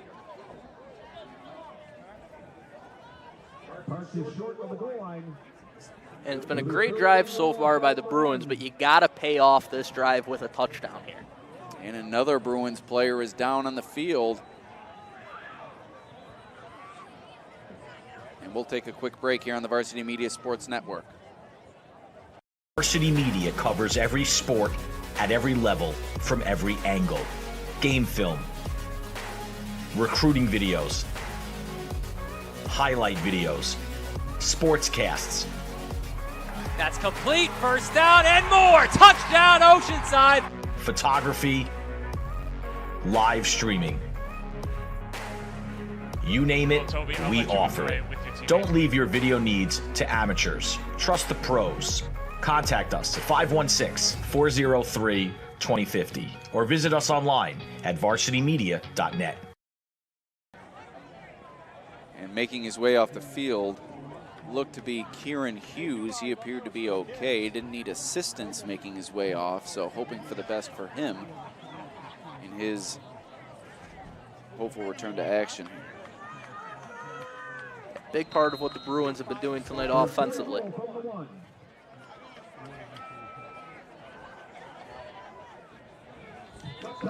Touchdown Bruins! Gavin Parks once again doing the honors for Brighton. And it's now a 9-point game. Let's see what Brighton elects to do here. And the kicker is on the field, Whitmire with the block. So it looks like they'll go for the PAT to make it an 8-point ball game and bring it back to one possession with 1:34 remaining here in the 3rd quarter.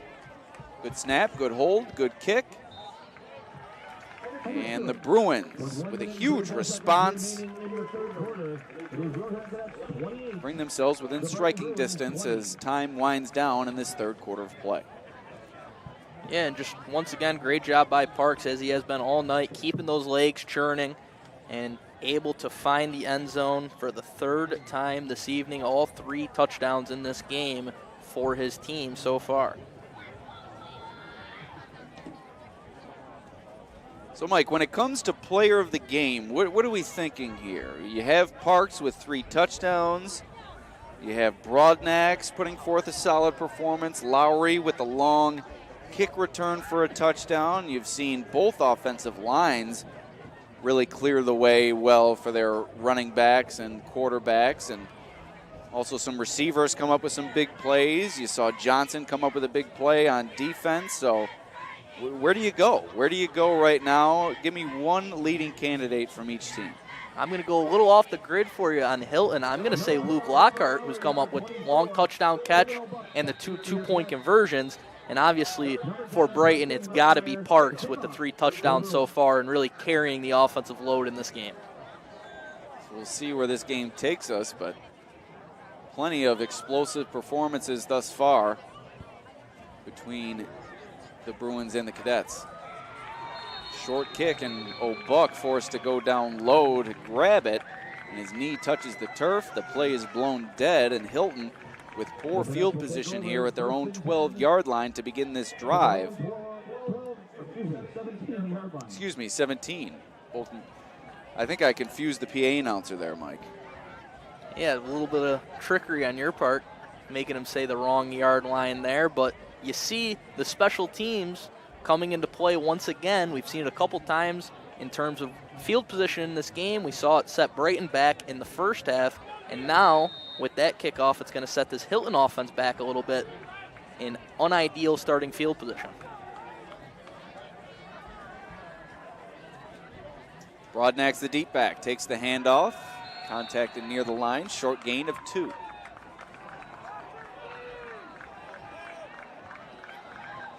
You know, we're gonna see right now the matchup that I spotlighted in the pregame, and where I ultimately thought this game would be decided is this Hilton running game against this Brighton defense. And right now, the Bruins trying to get a stop and get their offense back on the field with still a 1-score game, keep them within striking distance. It's going to be big for this Brighton defensive front to assert themselves down the stretch. Nazir Smith at the nose. He's going to play a big role here. Thorpe looking to throw, going deep, has a man. Diving catch made. Nicholas Castellana. And another big gain through the air. Mike, not what we expected, but Hilton showing the ability to be multifaceted offensively. Yeah, and it's that man again, Nick Castellana, down the sideline here, making a great effort, getting both knees in bounds to secure the catch, and he has been the go-to guy in the air for most of this season, and he comes up with a big one there. Broadnax putting his shoulder down, fighting through defenders for a 2-yard gain. That's a tough 2-yard gain there for Jeffrey Broadnax. And that's going to do it for the third quarter here at Hilton High School, an 8-point game with the Cadets out in front of the visiting Brighton Bruins. We'll take a quick break on the Varsity Media Sports Network. Alex Brasky and Mike Rose with you in what's a great Class A1 matchup.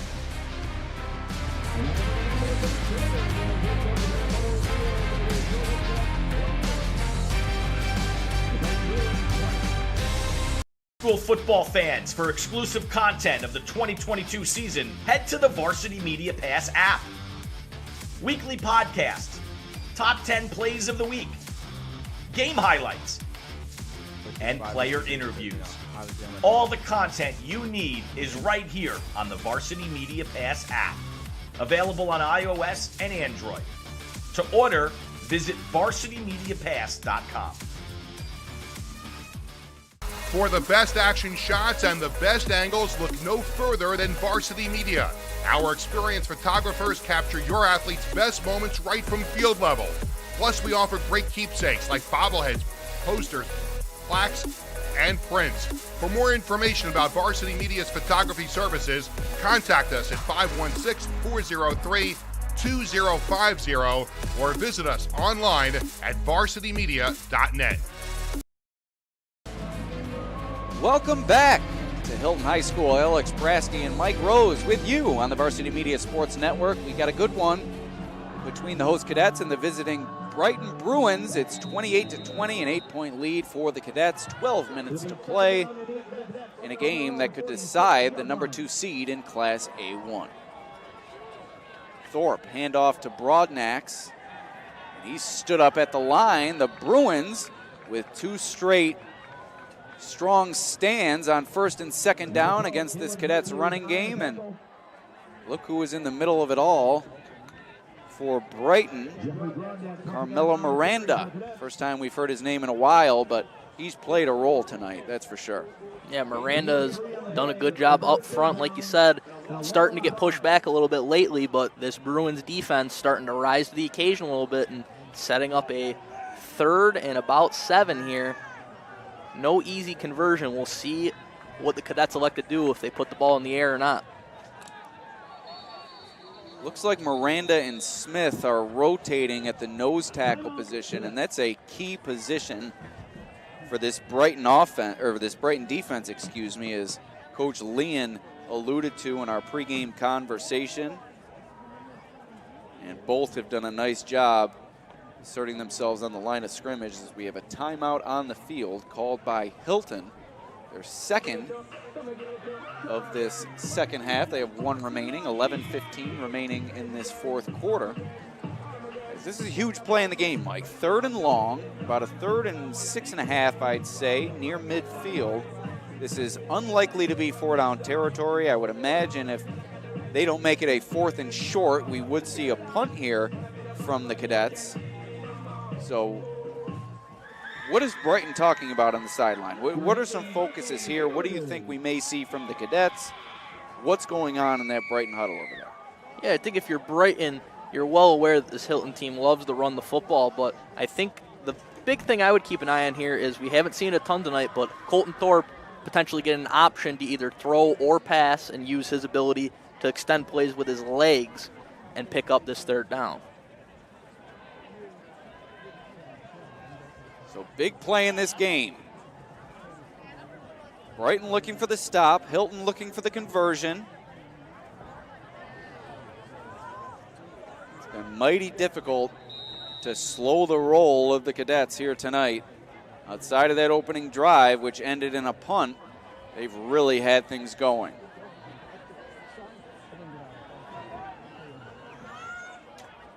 Third and 6. Thorpe looking to throw. As a man on the comeback, and it's complete. Nice route ran by Castellana, and Thorpe hit him perfectly between the numbers. And that's a huge first down for the Cadets.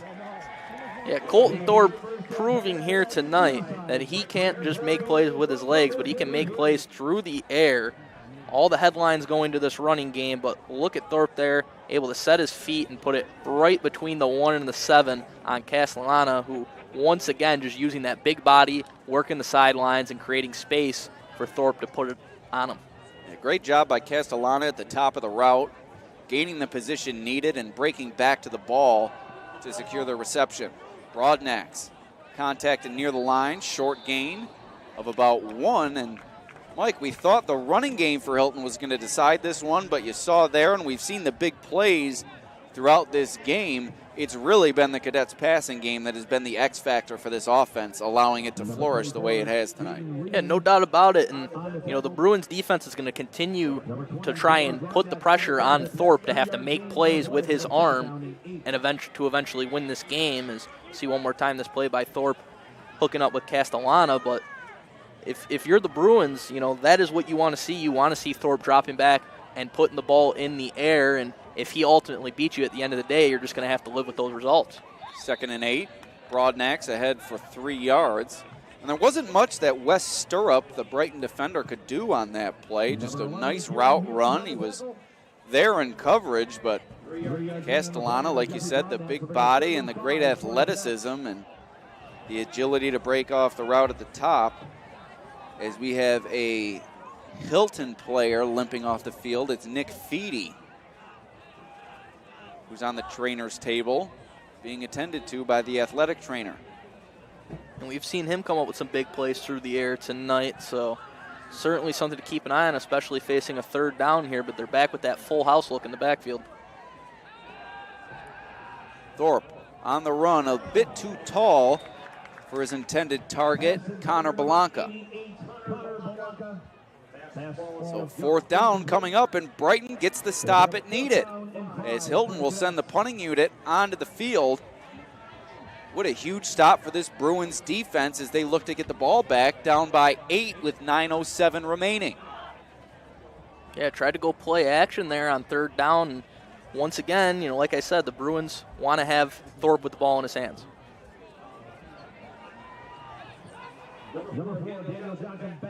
So Daniel Johnson back to return the punt for the Bruins. Here's Tyler Letcher to punt it away, in a high spiraling kick. Well directed, out of bounds at the 10-yard line. Beautiful boot there from Letcher. High arching kick, and like I said, directional as well, as he put that out of bounds right at about the out of bounds line where it intersects with that 10-yard line. Yeah, just a picture perfect punt there by Letcher, and it will be a long field in front of this Bruins offense with just under 9 minutes left and trailing just by 1 score. And we've talked about a lot of the game-changing plays, a lot of the X factors in this game, but special teams for Hilton playing an under-the-radar role here is the long return from Lowry, and now this big punt forcing the Bruins to go 90 yards for a potential game-tying score. And they also need the 2-point try as well. And that's been another positive aspect of this Hilton team's special teams performance. They've done a nice job on those 2-point tries, converting them when they've needed to. And without their starting kicker, as you alluded to, Coons has done a nice job taking over and just getting it over to Brighton and not allowing them much for a return. Here's the handoff to Parks, falling through the line of scrimmage, and that's going to be a 1st down. So a good start to this drive for the Bruins as they look to improve their field position, and they do it here with a 1st down gain. Yeah, it's been real interesting, Alex, as this game has developed. Brighton has leaned more and more into their running game, and Hilton has leaned more and more into their passing game. A little bit of a role reversal.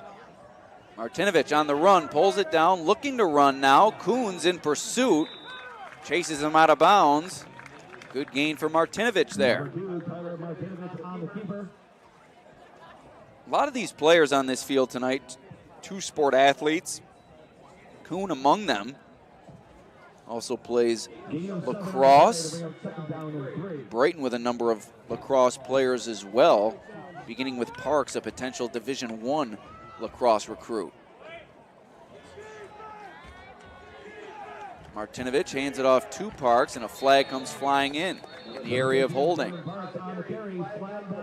It came from the head official. He'll make the call, holding against the Bruins, and they're headed in the wrong direction. That's a significant negative play for Brighton here on a very, very critical drive. Yeah, it's been overall a very clean game played by both of these teams, but you see it was trying to block big Carl Coons, and tough not to hold on to that guy when you see him barreling towards you into the backfield. Under 8 minutes to play here in the 4th quarter, 2nd and about 15 for the Bruins. Martinovich fakes the handoff, play action, too tall, and it was almost picked off by Robert Lowry through his hands after Martinovich missed Kieran Hughes. Yeah, good to see Hughes back in there after he exited with the injury earlier, but that throw just a bit too tall for him, and Lowry could have made another game-changing play there, ball just slipping through his fingertips. Good news for Hilton, Nick Feedy back on the field defensively at his defensive end position.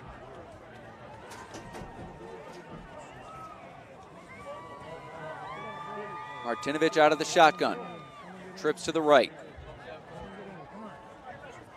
A little bit of a swing pass to Parks, and he can't handle it as it was a bit high, and it falls incomplete. 4th and long, and the Bruins are going to have to punt it away.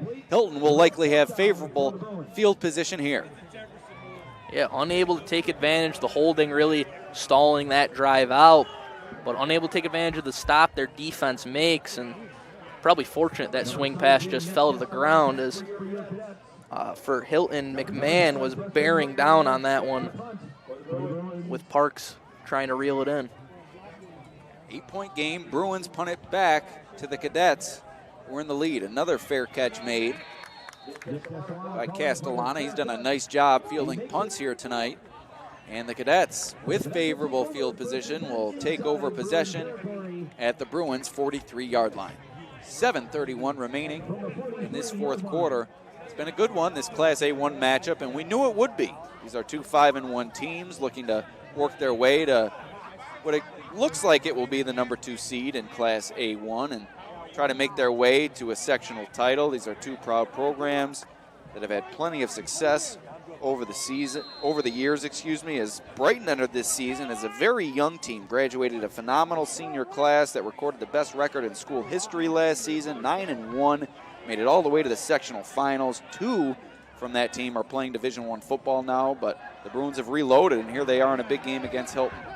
Broadnax with a huge gain on 1st down inside the 30. And that's a 1st down before Parks can bring him down. As I said before, just a young team for Brighton.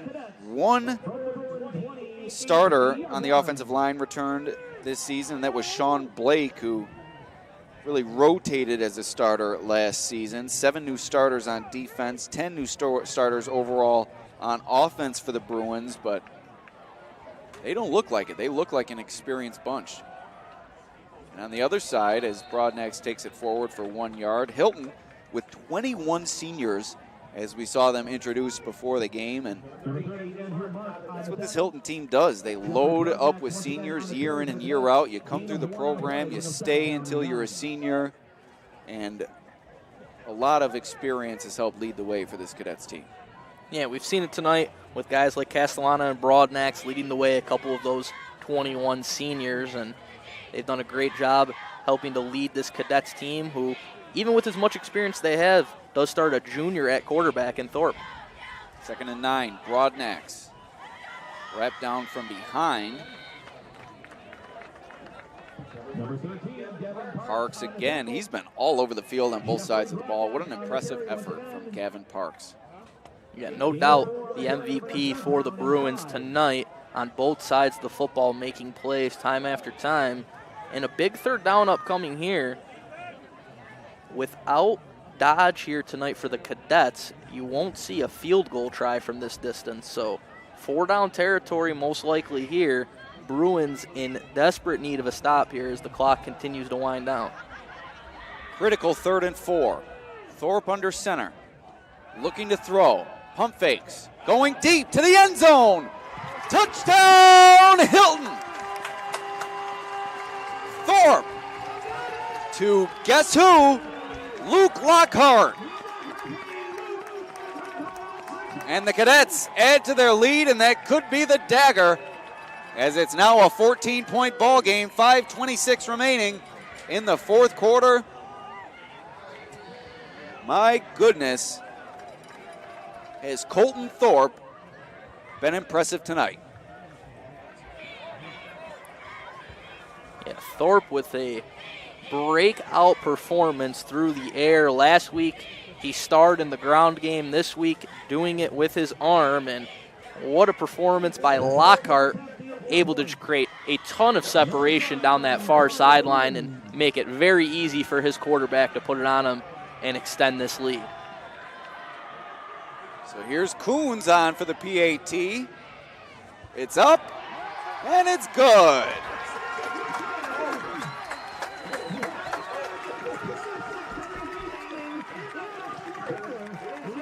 The Cadets fans feeling it as their big man puts it through the uprights on the PAT. And they now lead it 35-20. Time ticking away on the Bruins. And a big extra point to make this a 15-point game and not leave it at 14. Going to force the Bruins to go for 2 if they're able to find the end zone at some point here. So Coons, we haven't called his name a ton tonight making plays defensively, but he steps up when his team needs him to boot through that extra point. So looking ahead now, if Hilton is to walk away a winner here tonight, everybody will have their eye on a potential playoff matchup between the Cadets and the Section 5 Class A1 leading Webster Schrader Warriors. Mike, these two teams have already met this season, with Hilton seizing a 14-point lead in the second half and letting it get away. What did you see in that game, and what allowed the Warriors to come back on the Cadets, and what will they be looking to solve if they get another chance at the Warriors? And it's interesting because that game, the very first week of the season, and that was a point in the season where not a lot of people viewed the Warriors as the team to beat in this classification, and that team has continued to get better and better throughout the season. But for Hilton also, guys like Robert Lowry weren't quite as involved at that point in the season, so it's going to be two very different looking teams from the Week 1 matchup if they're to square off again. And you see Thorpe's emergence here tonight. How much higher of a level does that take this Cadets offense? You see what they can do in the ground game behind that beefy offensive line and with Broadnax and Lowry's ability out of the backfield. But when you add that added element of the passing game, how high can this Cadets team fly? Yeah, it adds a completely new dynamic to the offense, their ability to really open it up and throw the ball around, because this is probably the best rushing offense in Class A1 Section 5. So if they're able to have Thorpe dropping back and throwing the ball with as much success as he's had tonight, they're going to be incredibly tough to beat. So here's Brighton looking to make their way back from a steep deficit late in this ball game. Martinovich pulls it down, directing traffic down the field, and just missed his intended target, Kieran Hughes, who tried a full extension leaping grab, but it went through his hands. Yeah, and this Brighton passing offense just has never been able to quite get in rhythm tonight. It's just been a little bit out of sync, and a credit obviously to the Cadets' defensive effort, but, you know, that's probably the second or third time where Martinovich was looking for Hughes and just not able to get on the same page and not able to put the ball in a place for Hughes to make a play. Here's a 2nd and 10. Martinovich forced to just run it out of bounds. Short gain of about 2. That'll bring up a 3rd and 8. It's now or never for the Bruins. 5 minutes to go in this fourth quarter. They need a conversion on one of these next 2 plays, or the Cadets will walk out a winner.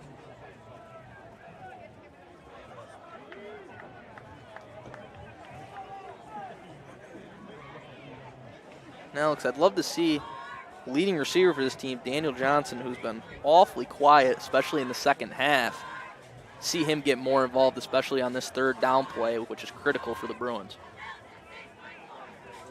Martinovich under pressure. It's Coons bursting up the middle. Now Martinovich will run it out of bounds, nearing the line to gain, but not quite there. And once again, Hilton's Feedy comes up lame at the end of that play, and he'll have to run a long way if he wants to make his way off the field, but no, he'll tough it out and remain out there for the Cadets. 4th and 5 coming up for Brighton. Do or die time for the Bruins. 4:56 remaining, 15-point game.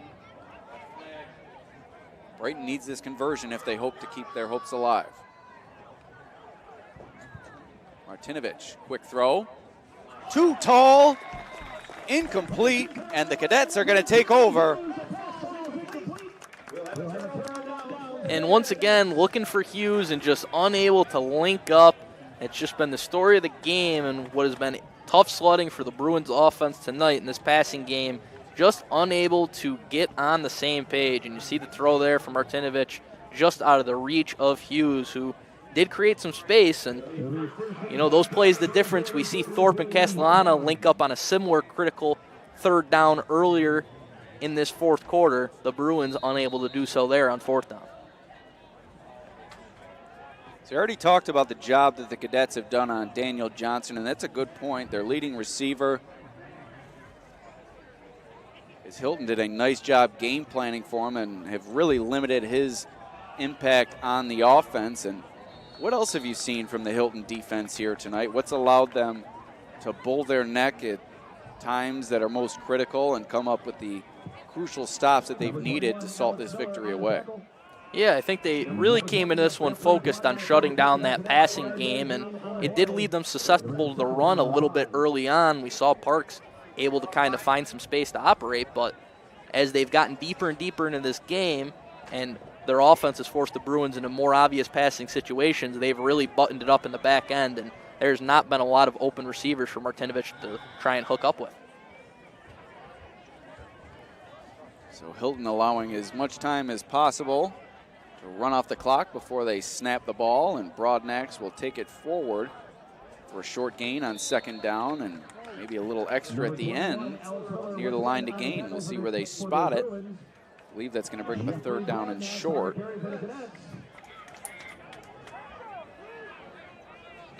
And it is third and short coming up for Hilton. And a first down here would seal the game. And got to believe the ball will be in the hands of Hilton's finisher, Jeffrey Broadnax, the guy who they will ride late in these games, especially when they have a lead, and he does a great job in these situations.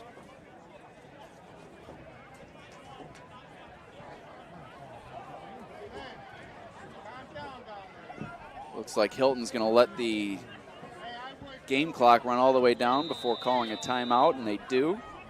I'll give you a quick recap of how we got to this point.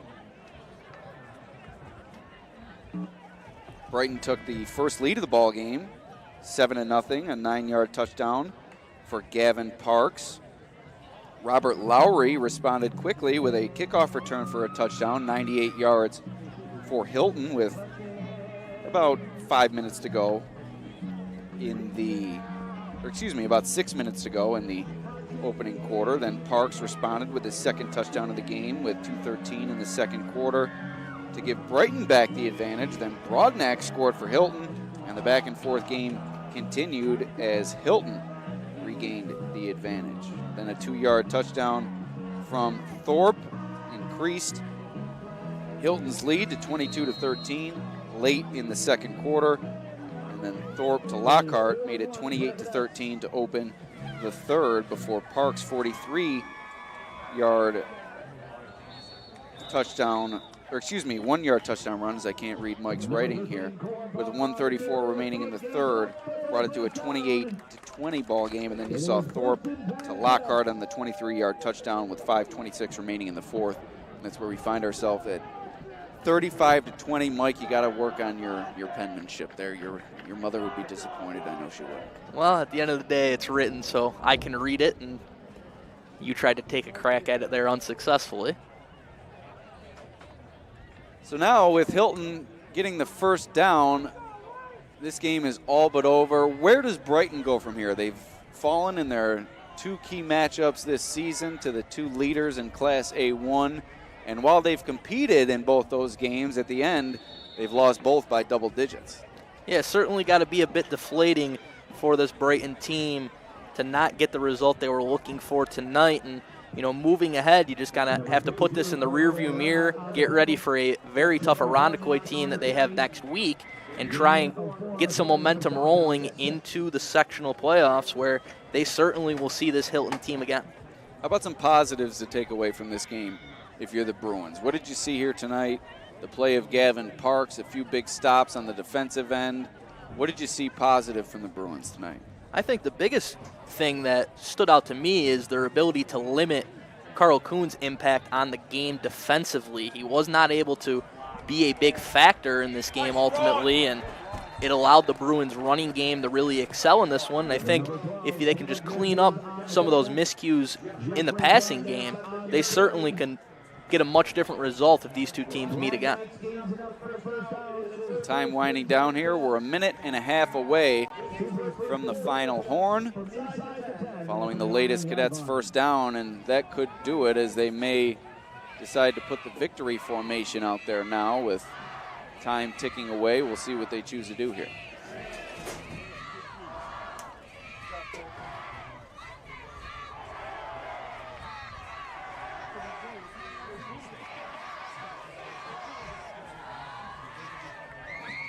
And Hilton will take a knee, one of two knees, in order to wind the timeout. And Mike, one more question for you. Do you think, as it stands right now with Hilton as the number 2 team, I'm going to ask you about them. Do you think that they have enough to take down Webster Schrader? I think the way this team is developed, especially offensively throughout the course of this season, they certainly have enough firepower to play a very talented Webster Schrader team. I think that is a matchup that many people would like to see again, as both those teams have improved tremendously throughout the course of the season. I think Hilton does have enough to potentially knock off Webster Schrader. So Hilton with the final knee with 20 seconds remaining here in the fourth quarter. The Cadets are going to defend their home turf with a 35-20 win over the Brighton Bruins. Coach Rich Lapani and Coach Stephen Leon meet at midfield, and their teams will shake it up. But that's going to do it here from Hilton High School. The Cadets with a 15-point victory to march to 6-1 on the season. Brighton falls to 5-2. For Chris Van Kampen and Joel Belthazer, my name is Alex Brasky alongside Mike Rose. It's been a good one. It's been a lot of fun. For the Varsity Media Sports Network, we'll see you next time.